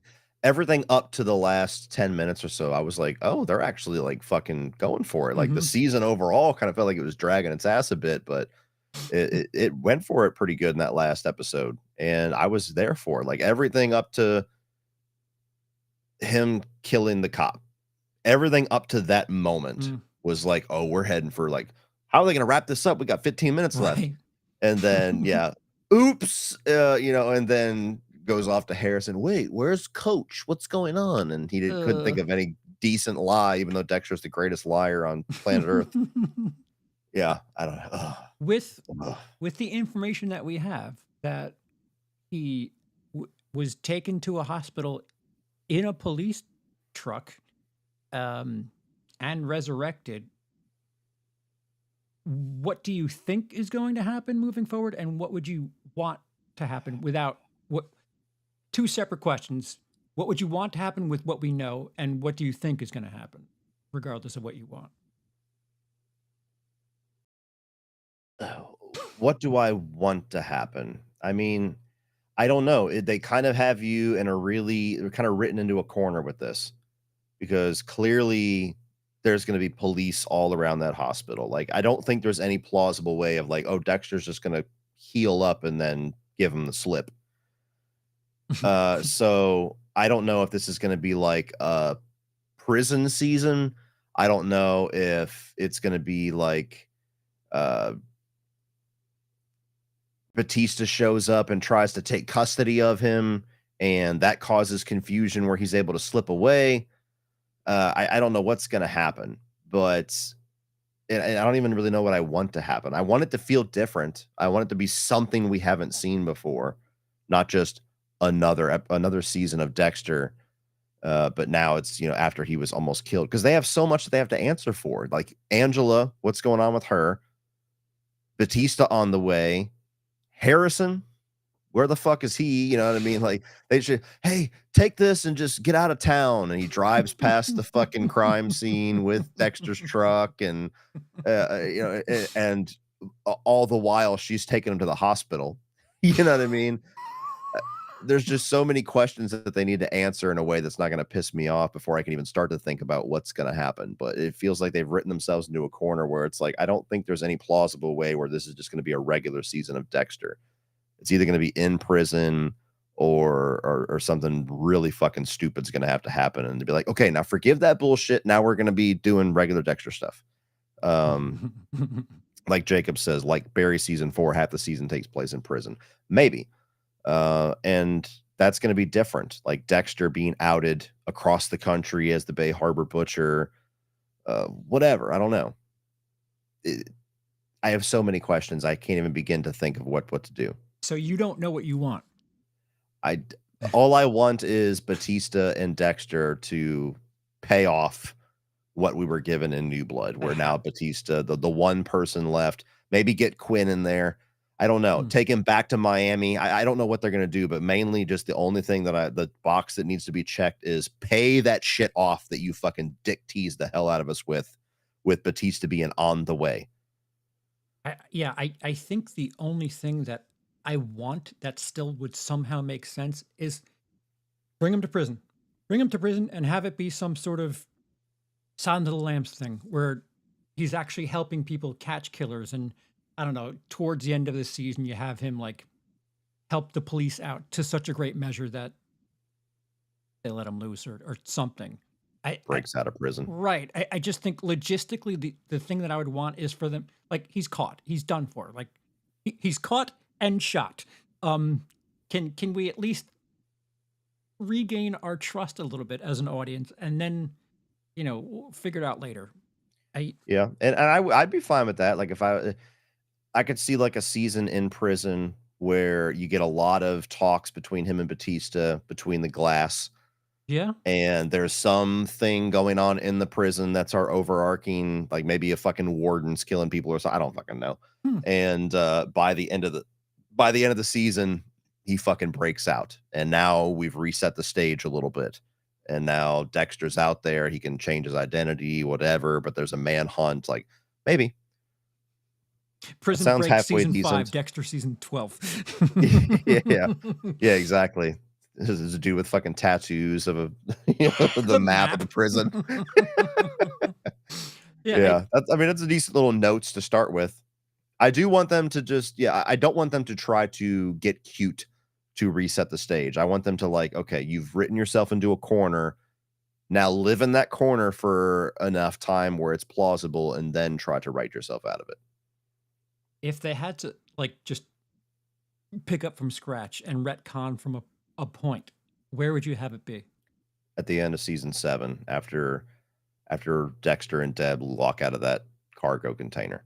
Because Yeah. I'm a big fan of season 7. Most people don't like that season. I'm fine with season 6. It's one of my least favorite, but it's got enough in there where I don't like hate it. And season 5 I like up until the finale, and they kind of copped out a bit.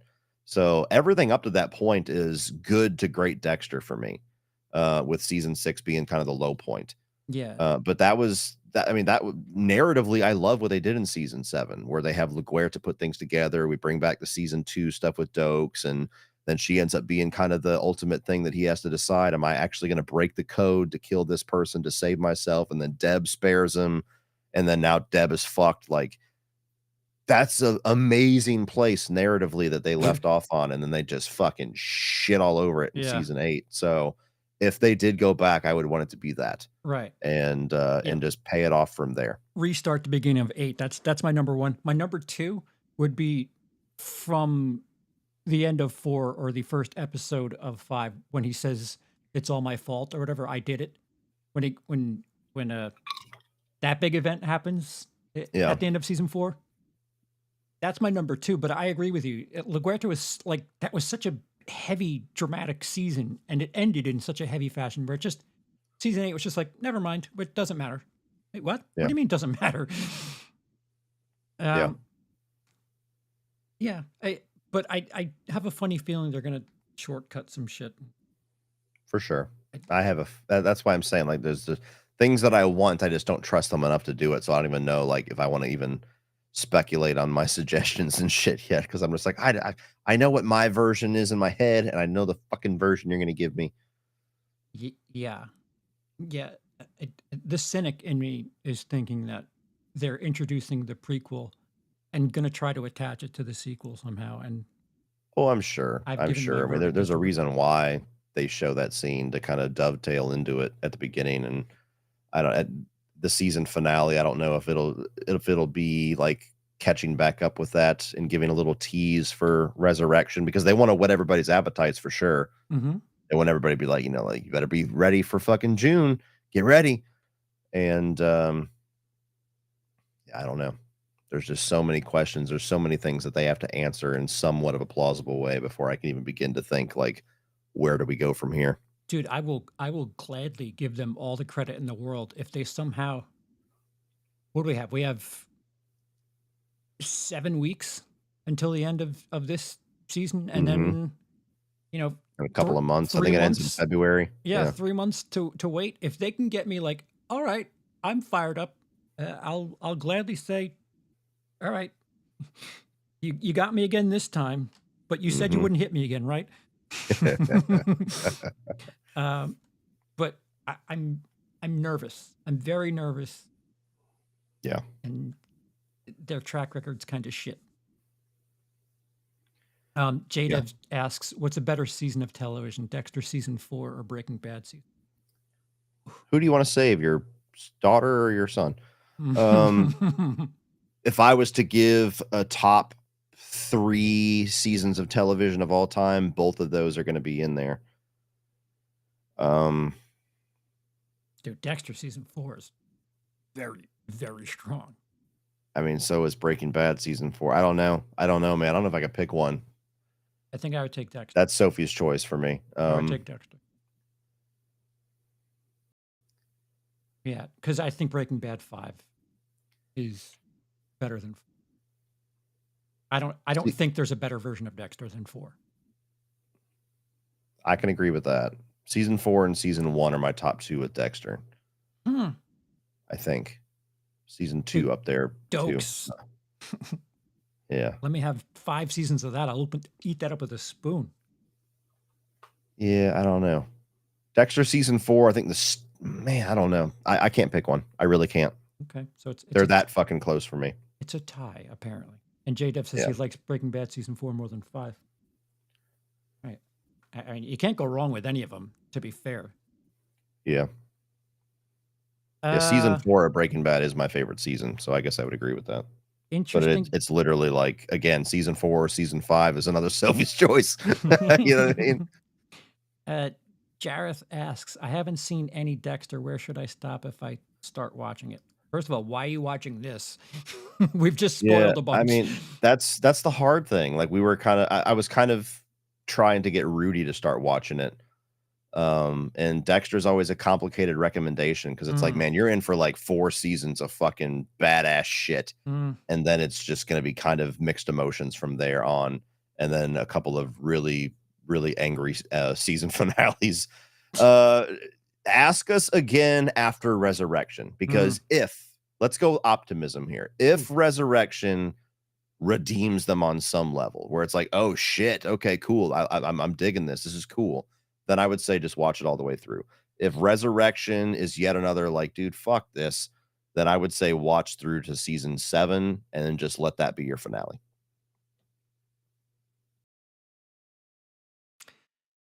So what if in this prequel season in Original Sin they retcon a bit and have us learn that Dexter saved Angel from something, you know, bailed out his brother or friend or something, and that we just get I don't know retconned in the back of our head, and they retcon New Blood where somehow Dex got in touch with Angel to let him know that he needs help after Angel was called by what's her tits.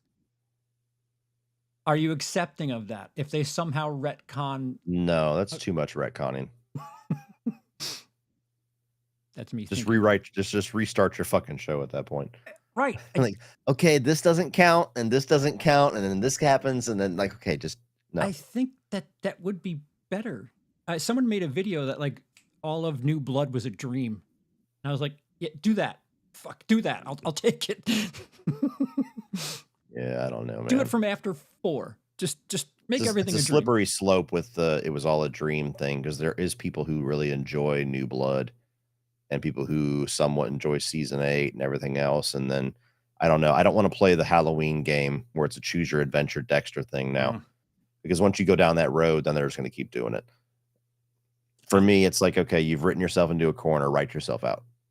That's what I want them to do. and that leads to the rumor that Mhm. is rolling around on the internet, and apparently the prequel featuring John Lithgow voicing his own or voicing his character, right? Voicing, like, the inner monologue, like, doing the dark passenger thing. Yeah. So apparently we're getting a an original sin character for John Lithgow, but that's not really confirmed just yet. Are you Yeah, just pumped for that? no. I mean, like I said, like, I Trinity is one of those characters where I don't want to know every single thing about his past. I want some mystery there because he's such a great, creepy, weird, macabre kinda character. And beyond that, like, we got a lot of explanation in season 4. We know exactly what turned him into a killer with watching his sister shower and everything like that, and, we know why, like, his 4, even though he's the Trinity killer, his 4 killings, what they represent and why, and we know that he did it for years, and he has this fake family that, is like prisoners within his little world and stuff, like, that's enough for me. I don't need to see that fleshed out. I don't need to see him meet his fucking wife. I don't need to see his first kill. I don't need any of that shit. And that's like even more so than Original Sin is just like fucking milking the tit at this point where it's like, guys, and the whole Dark Passenger thing. Like, I love John Lithgow, and I'll never say no to seeing more John Lithgow as Mm-hmm. as Trinity. Trinity. I was pissed off whenever they advertised he was coming back for New Blood, and it was one fucking Oh yeah, shot that was of kind of a dick Harrison move. as a baby. It was like, "What the fuck?" I everybody was speculating he was gonna be the Harry, the Dark Passenger and Harrison or I something. wouldn't have hated that. I wouldn't have hated that either, but I just yeah, like Jacob says, "Can we stop demystifying everything?" Like, exactly. Dude, like There's that nothing really to demystify about Dexter because we already know, like, literally him inside and out. This is just like, "Hey, let's just retell these stories in hour-long formats. But John Lithgow as Trinity Killer, like, that's going into territory where it's like you're gonna answer questions that I'm not asking, and you're gonna give me answers that I don't like. Yeah, and you're going to take some of the punch away too, because like you Yes. brought up, he was a Trinity Killer for what, 3/4 of this season. We didn't know about I think it was like episode 10 or was it that 11 where late? that revelation it was the last, like, 2 episodes because Yeah. he saves the kid in episode 11, and then episode 12 is the finale. Yeah, you take that dramatic punch away if it's just like, all right, so now we're gonna witness what he does when he was younger. I think I don't think what I would want from what they're apparently going to do wouldn't match what like Dexter people would want. I'd want to know like what fucked him up dramatically, that like he has that family issue. But I don't know if that would entirely lend itself to a serial killer thing. Maybe a kid with issues and his sister kills herself and like all this shit that like we go down that route without having it be just mirroring the stuff that we already know. If I could learn something about this character that I feel is worth the journey, then okay. But Showtime, can you just make new stories, please? Yeah. Yeah, and then if this succeeds, they're gonna do like a Ice Truck Killer Original Ah, Sin. They're gonna do fucking the Dokes and LaGuerta show, or like it's just so much like Walking Dead all over again. they're exactly, exactly. It's like the Dexter and the 8 spinoffs. I I, just don't fucking want that. Like, as somebody that loves Dexter and I'm cool, like, give me more good Dexter, mm, sure, but like I'm not a part of the like just content, the thing I love, please more. No, it no. It's funny. I put a picture of my amended Blu-ray collection, and Cody commented on it. He's like, "I could see where you tapped out on Walking Dead because I only have 5 I seasons." zoomed in and was just like checking your shit out. I saw Walking Dead season 1, 2, 3, 4, 5, dust. And I said, yep, that's what you said. Fuck this. $60 my ass. And I hate that. I hate when I start collecting seasons and then just tap out. And Yeah. I could not. I could not keep going with Walking Dead. And I don't own Dexter season 8, and that frustrates me as a collector. But yeah, it's a lot. I mean, I didn't buy it until I was reviewing it. season 8? Yeah, because I Yeah. wanted it for my intro where I go on the slice of life and I toss season 8 into the ocean. Yeah, J-Dev, it might be season 6. I think I tapped out for the Negan cliffhanger. I was just like, "No, fuck you. I'm Yeah, done." that was the angriest that a finale has ever made me. Dude, it was like the entire internet too, where it's just like, Mm. "What are we Maybe supposed to aside do?" maybe aside from Dexter New Blood, but yeah. So wait, you're more pissed about New Blood than you were season 8? Mhm.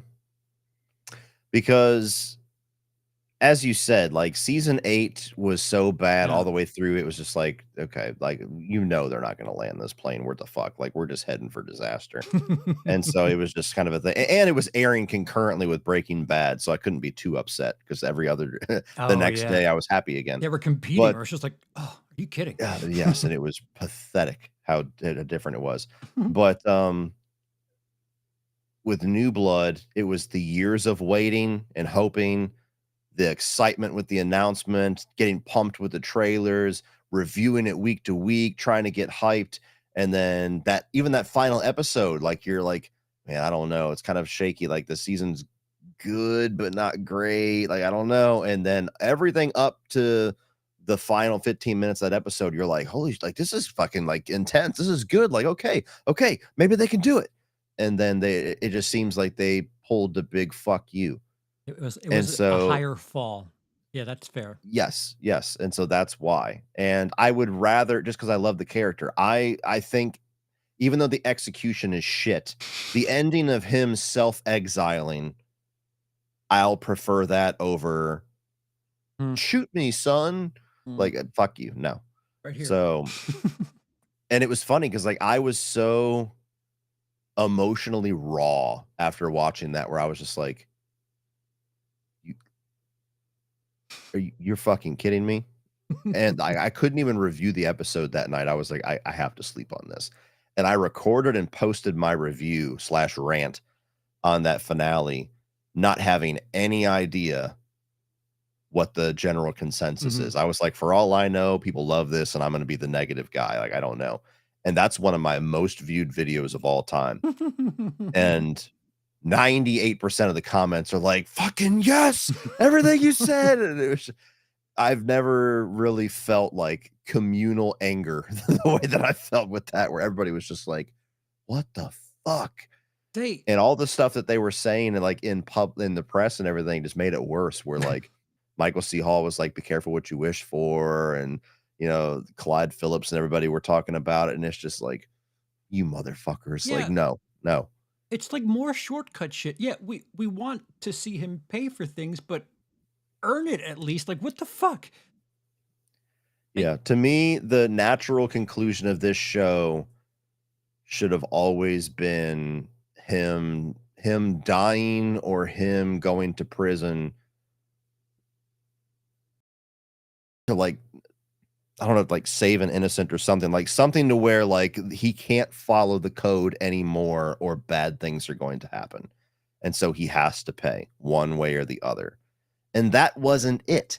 That wasn't like, "I have to pay because this is the only way out, I've become the monster and this has to stop," like, it was so quick where he was literally running, he was just like, "Fuck it," I'm laying waste to everything, I get the fuck out of here, and then his son just didn't let him. yeah, dramatically, they painted themselves in corners due Mhm. to the fact that season one, his brother, who also was a killer, season two, Dokes, whatever, knew what he was up to. Uh, Kind of a bailout there with whatever they're, pardon my tits. Season three, Lila. yes, Lila. Season three, you had somebody who like was in on the code but can't be trusted. It's probably the weakest of the first four, and then four, like that's his arch nemesis, and I don't think it gets remotely close to that strength. And Mhm. like the fact that you had stakes involved in season four, big deal. You've got to match or at least come close to the first four seasons if you're going to have it be the be all end all, the thing that you close out with. Listen, Mhm. you may not match four, you may not match one, but it's got to like feel like that with the stakes, and it hasn't. It feels like they're so afraid to do the obvious.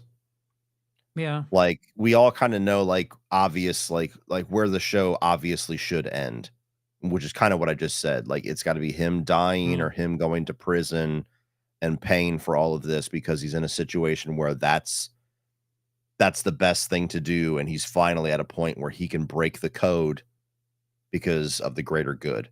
Because most of the show was also about him kinda gaining humanity and gaining feelings and gaining morals and being able to feel and love and all those things. That's always been a part of his arc too.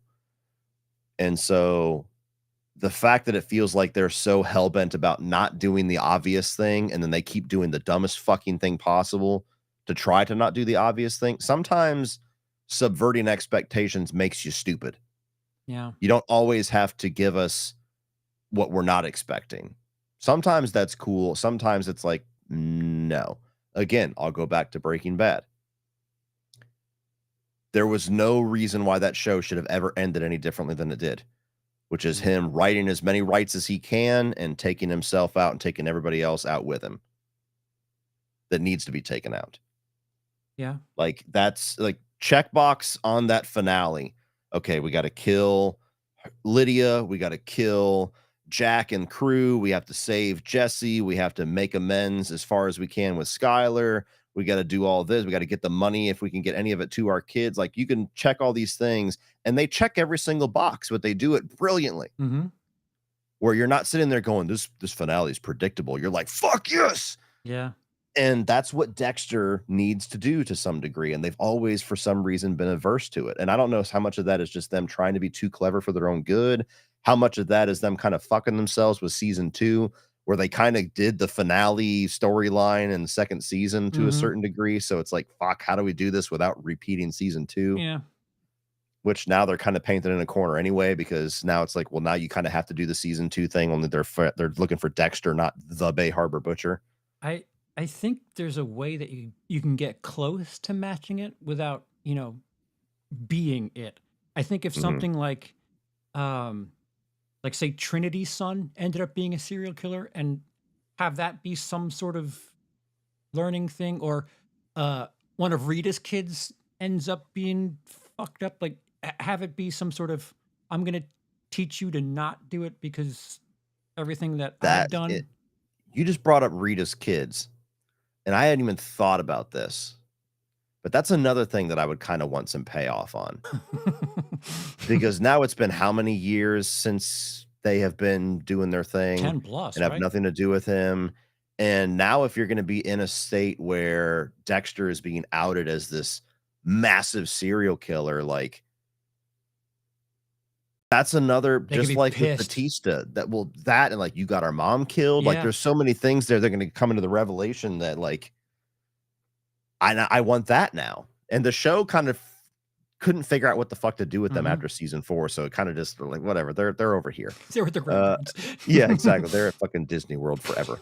And so that's another thing where, like, if we can get a couple of seasons where they pay all these things off, I'm cool with it, even if it's a little rocky. I don't expect season 1 through 4 level out of them. There's until they prove they can do it again, I don't expect that. But there's all those little payoffs that I want. You got to pay off Batista, you have to pay off Astor and Cody, and at some point they have to pay off Harrison. What if either Astor or Cody kill Harrison and Dexter's got to make things Go right? Astor and Cody. Hell yeah. The fans, thank you. Yeah, yeah, yeah, yeah. The true son and daughter of Dexter. I yeah, Fuck that hypocritical bastard. I feel like you've got to like go into the tank a little bit, but there's something there if you decide to make it like, all right, this is a 3-season arc. We're gonna see it through. We're not gonna worry about our ratings, but like as far as storytelling is concerned, we're gonna make this work. I think they can do it. It's just stop doing shortcut shit. Yeah. Yeah. So I'll open the floor up to anybody in the chat if you guys have anything to bring up. And yeah, that was our topic. So, yeah, we talked about the Trinity projected season. I Is that your phone? You vibrating? Oh no, that's me. I'm sorry. No, I was gonna say. Like, oh shit, my wiggling cords, what's going on? JDev2 says Astor and Cody do need to return for at least a cameo. I want more than a cameo because that's big. Like, if we're gonna operate under the assumption that Dexter is at a wall and all things are going to come out now, he can't escape it. He's gonna be outed as the Bay Harbor Butcher.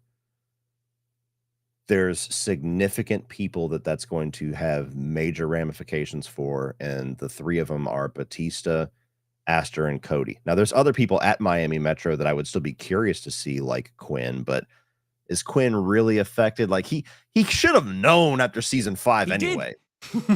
That's the thing. Like, if he didn't, I have questions, and if he did, it's like, I don't know, like, I kinda played coy with that after he, took out Lundy. Hmm. You know what I mean? So Quinn doesn't have as much of a necessity to be there, and everybody else is dead. So, yeah, they're the 3 that are left where it's just like, okay, I wanna see that. JDev asks, realistically, do you think they would ever bring Hannah McKay back since we didn't see her die? It's a good I don't point. see any reason to. I mean, I loved her in season 7 and season 8. I didn't think they knew what the fuck to do with her. She was just Harrison's babysitter. So would I be opposed to them bringing her back? I mean, I guess not. But again, you have to explain that. Like, Harrison said she was dying of cancer. Like, so what? He was just lying to make Dexter not wonder anymore. I don't know that I don't see how they could write that without it just being stupid. And what benefit does she come back for a third time? You know? Um, yeah, Gavin, thank you for the $5 super chat. In the new Blood finale rant was my first Cody Leach video. I subscribed within the first minute. Oh, wow. Laughing emoji. Yeah, that was a video that just kept going and going and going. I was like, hell yeah, everybody's pissed. It's not just me. I think they have to at least know about it then, Mhm. because they seem to be reacting to. Well, fuck, I wish they would know about our stream where I rewrote the ending of New Blood and did my little fan fiction thing, because They, that shit got its rounds too. I had a whole Reddit thread that they was may going on where people were like, "Holy shit, like, yes, this is what I want." And I was like, "Okay, they may owe cool." you money then. And Yeah, exactly. Gavin, Yeah, that's the whole season of Resurrection, like, "Wait a minute, where's my writing credit? motherfuckers. The first kill of the season is Cody. What the fuck?" And Gavin also said the fact that the theme is back is wait, what? Why'd that go away? Is that an The old thing one? I most like so far is the opening theme is back. Yeah. I mean, just the music and the vibe of it is like, okay, yeah, this is so important to Dexter, because all of that was missing from New Blood. It- You would just get the ice yeah, but I and the feel title of like the episode. that was a choice. I don't. Oh, it Yeah, was. And like I said, I think they made the right choice. I think that they wanted it to stand on its own, and it should have. But it just made you think so fondly of the old Dexter vibes. And then when you get it here, even in more of a diluted form, you're like, oh yes, the theme music, the fucking the breakfast and the mosquito. And even when I like that scene, by the way, where he was making breakfast for dinner and it was the old school, it was him cutting the ham steak and it was him cracking the egg and doing the blood orange. I was like, okay, cool. Again, like a little less over the head fan service. Jacob says Quinn allows Dexter to walk at the end of season 5 as a thank you. I do remember Yeah, that vaguely. I do, and they never address it again. That's the weird thing about it that makes you feel like, I wonder, like, Quinn's kind of stupid. So it's like, I don't know, maybe he doesn't really know. I don't know. Maybe he Yeah, just did it to be cool because he wants to continue fucking Deb. I don't know. dude, seasons 5 through 8 was just kind of like, that's kind of cool. We're not going to talk about it again though because Yes. that takes extra work. Yes. um, I wonder if Dexter Resurrection will have a title card and get rid of the music again. I don't know. They seem I doubt it, because if you notice the way that they have done the font for Dexter Original Sin, it has the two, like the rewind symbol next to Original Sin, and Resurrection has the fast forward symbol. So I think it's literally going to be some new version of Dexter Resurrection with just swapping out the text there. And tell you, I think they're thematically connecting the prequel and the sequel. Oh, I'm sure. It's I just just hope it's not the way you described it. Where it's like, guess who's driving? Dexter was waiting for 12 hours in the snow. And then fucking Angela went to go have coffee and forgot about him. It doesn't make sense. I would think that it's probably going to end, if anything, if we're going to bring Batista in as the bookend and the tease for Resurrection, it's going to end with him in the hospital handcuffed as he's recovering and Batista walks into the door or something like that. And he wakes up, after the last, whatever ends of the Original Sin flashback season. Yeah. I'm skeptical, but I really hope they take their time. Jacob says, If you're right, I'll be like, motherfucker, the one time you nailed it was the dumbest shit ever. and then I'm going to be owed money. Yeah. Jacob says, worst Dexter antagonist and why it is the brain surgeon from season 8. Oh, Not even by a landslide, it's the brain surgeon. But, I mean, epically bad. Even on the worst seasons of Dexter, the killer was still cool somehow. There was still something interesting there. Nothing about the brain surgeon was cool. Nothing. I'm trying to season 5 was kind of shitty. The you can do it guy, whatever the fuck. Take it. Oh, the barrel girl? I like that one because it was like a whole ring of people. So Yeah. I like that one a lot. I season 6 is my runner-up, just because I felt like the Oh. whole thing was hinged on a plot twist that was so obvious to me that it was frustrating that it took so long for them to reveal it. Yeah, all right.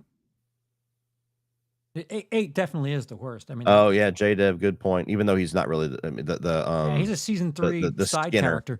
Yeah. Yeah, the big bad for season 3 for me is Miguel Prado. He's like the B villain. Toughest question in history. Would you rather rewatch Deb and Lundy scenes or rewatch Skylar sing Happy Birthday to Ted Beneke? I didn't hate the Deb Lundy stuff. I didn't hate parts of it. Some of it was definitely cringy. Like him standing up to get dressed with his ass out, and he's like, "There's quiche in there. Eat it." You have his mannerisms down. It's 1 "You p.m. like cucumber sandwiches? It's all about the cream cheese." And then she brings the cucumber sandwich. It's like, "You fucking simping ass bitch." Yeah. 1 p.m. He's got his feet in the water.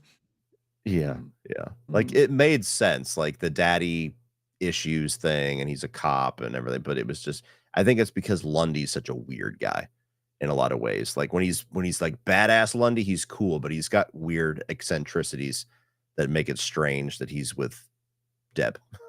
Yeah. I don't know if it's because I scheduled this or what, but I've been suggested like newer Dexter content. But there was something that I was suggested in my haunted algorithm that's implies that Lundy knew that Dexter was who he is. And I don't Yeah, know about that's that. always been kind of a fan theory too. Mhm. I don't know. Like, he let it go because of Deb. It's like, man, how many people are just letting shit go because they wanna fuck Deb?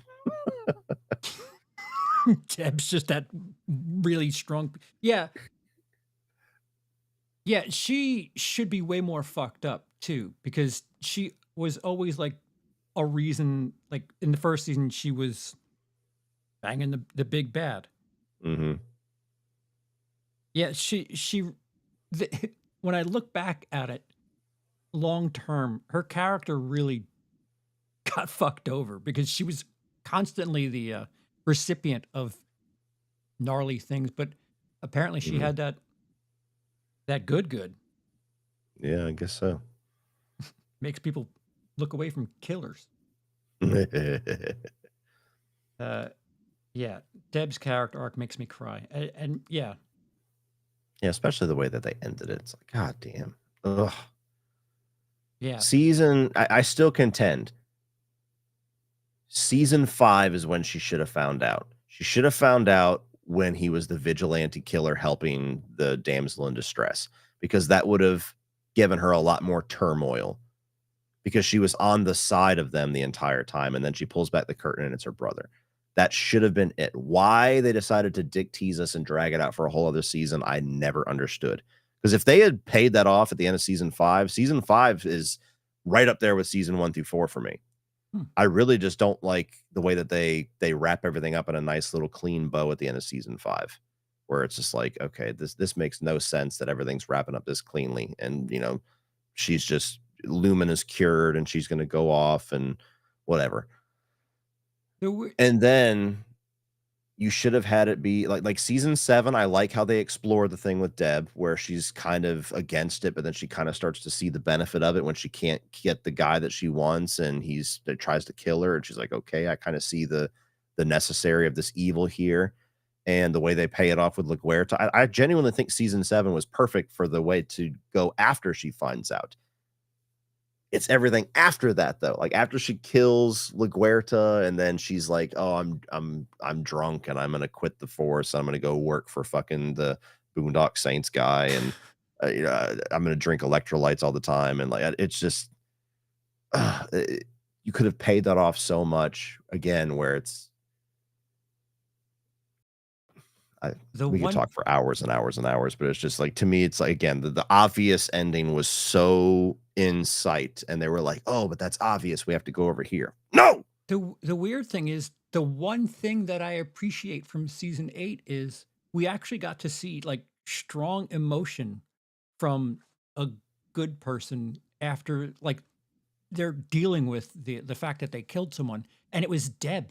Like, we Mhm, should have had that with like, we kind of had that with Dexter in season 5, but it, like, really wasn't that. Like, the fact that we had the most emotion from Deb's character, and in season 8 of all seasons, it's just like It's such a waste. Mm. And I don't know, like, I don't know if that would make me feel better or what, but if we had, like, Dexter seriously, like, come to terms with the fact that he's done some gnarly shit. Yeah, I mean, you could have saved a lot of season 8 if it would have been about them genuinely pursuing the killing of LaGuerta. And as the season goes on, Deb is the one who keeps getting into the crosshairs because she doesn't have the fucking slipperiness that Dexter has. And by the end of the season, he jumps in front of the fucking bullet, either literally or figuratively, to save his sister. I will break the code and I will go down for this because you don't deserve it and you did it for me.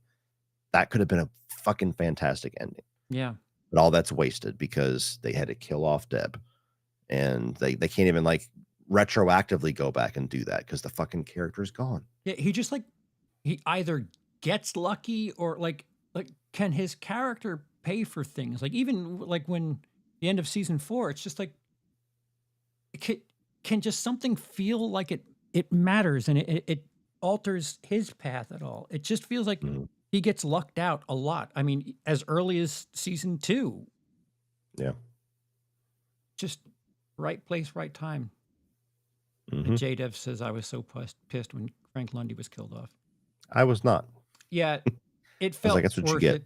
It felt worth it. Like, you think about it, season 4, I mean, I hate that Dokes got killed off, but it's dramatically, it was so tremendous. Yeah. I Um, really didn't have any story issues at all until the finale of season 5. That was the first time where I was like, "I disagree, writers." you were good the whole way of season 5 until the end? Yeah, I like season 5 a lot. I think that, yeah, aside from, like, I never really liked the line of, "Rita's inside, it was me." To me, that was a weird way to vocalize him being like, "It's my fault," and him having to say it in a way that makes Quinn's fucking radar go up. Aside from that line, I really like season 5. I love the passionate random fucking kill in the opening Oh, where yeah. he's just letting his rage out. I like him having to, like, heal himself by helping somebody else with Lumen. I actually like the little ring of, uh, Barrel Girls guys. Now, I will say that Jordan Chase as, like, the figurehead of it isn't the strongest, but, I think the overall, like, him going one by one through the group makes up for it a bit. I like the whole thing with Frank Lundy and all of that. So literally everything up to just like with New Blood, up to, like, the last 10 minutes where, they've dropped Jordan Chase in the water and we're zooming off in the thing, and then Lumen wakes up and she's kinda got, like, this weird face. And her saying, "I have to leave," and I've my darkness has left me, and him saying, "Oh, I'll carry it for you," and then he goes to his son's birthday party, and fucking Quinn no longer cares, is no longer pursuing him, and Deb's cool, and everything's nice, and he blows out the candles, like, everything after Lumen wakes up, I'm like, "No, Hmm. no." If you just change that end of season 5 and have Deb find out, and you could keep even that Lumen leaves, but the lingering, "Oh, fuck," of the cliffhanger that we have is that now Deb knows. To me, Yeah. that's, like, damn near a perfect season. That's so funny because I feel kind of inverted. Like, I like the fact that Dexter was like, "She's inside, it was me." But I feel like the handling of it from there forward was just like the police are just like, sure, they do it for an episode or 2, but, like, I feel like it should have been way harder for him after saying that, and, like, even Deb being like, I think she even says something like, "Dude, that's really weird for you to say that." I don't know. I felt like they kind of bailed on the fact that he Yeah. should be the number one. Like, you think about it, anytime a wife dies, they're looking at the husband. Like that should have been a big thing, and I just felt like they And jumped I out think on it. that it leans a little too hard on everybody just believing so much in Dexter where that can't even enter their fucking head except for Quinn.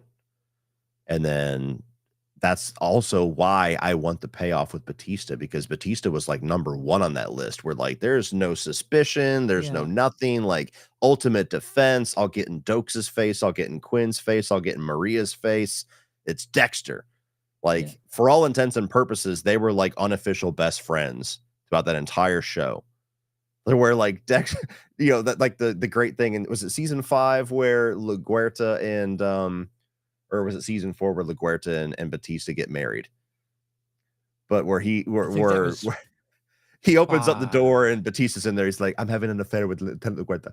You know, like, and like everybody just opens up to him, and he's like, "What the fuck?" But that's one of the reasons why I want that payoff, because like if there's going to be somebody who's going to be more betrayed, angry, hurt, emotionally distraught over this revelation, it's Batista. Do And that's you why when they teased us, I was like, "Fuck you." do you think they're gonna give you the betrayed, hurt Batista if they give us that?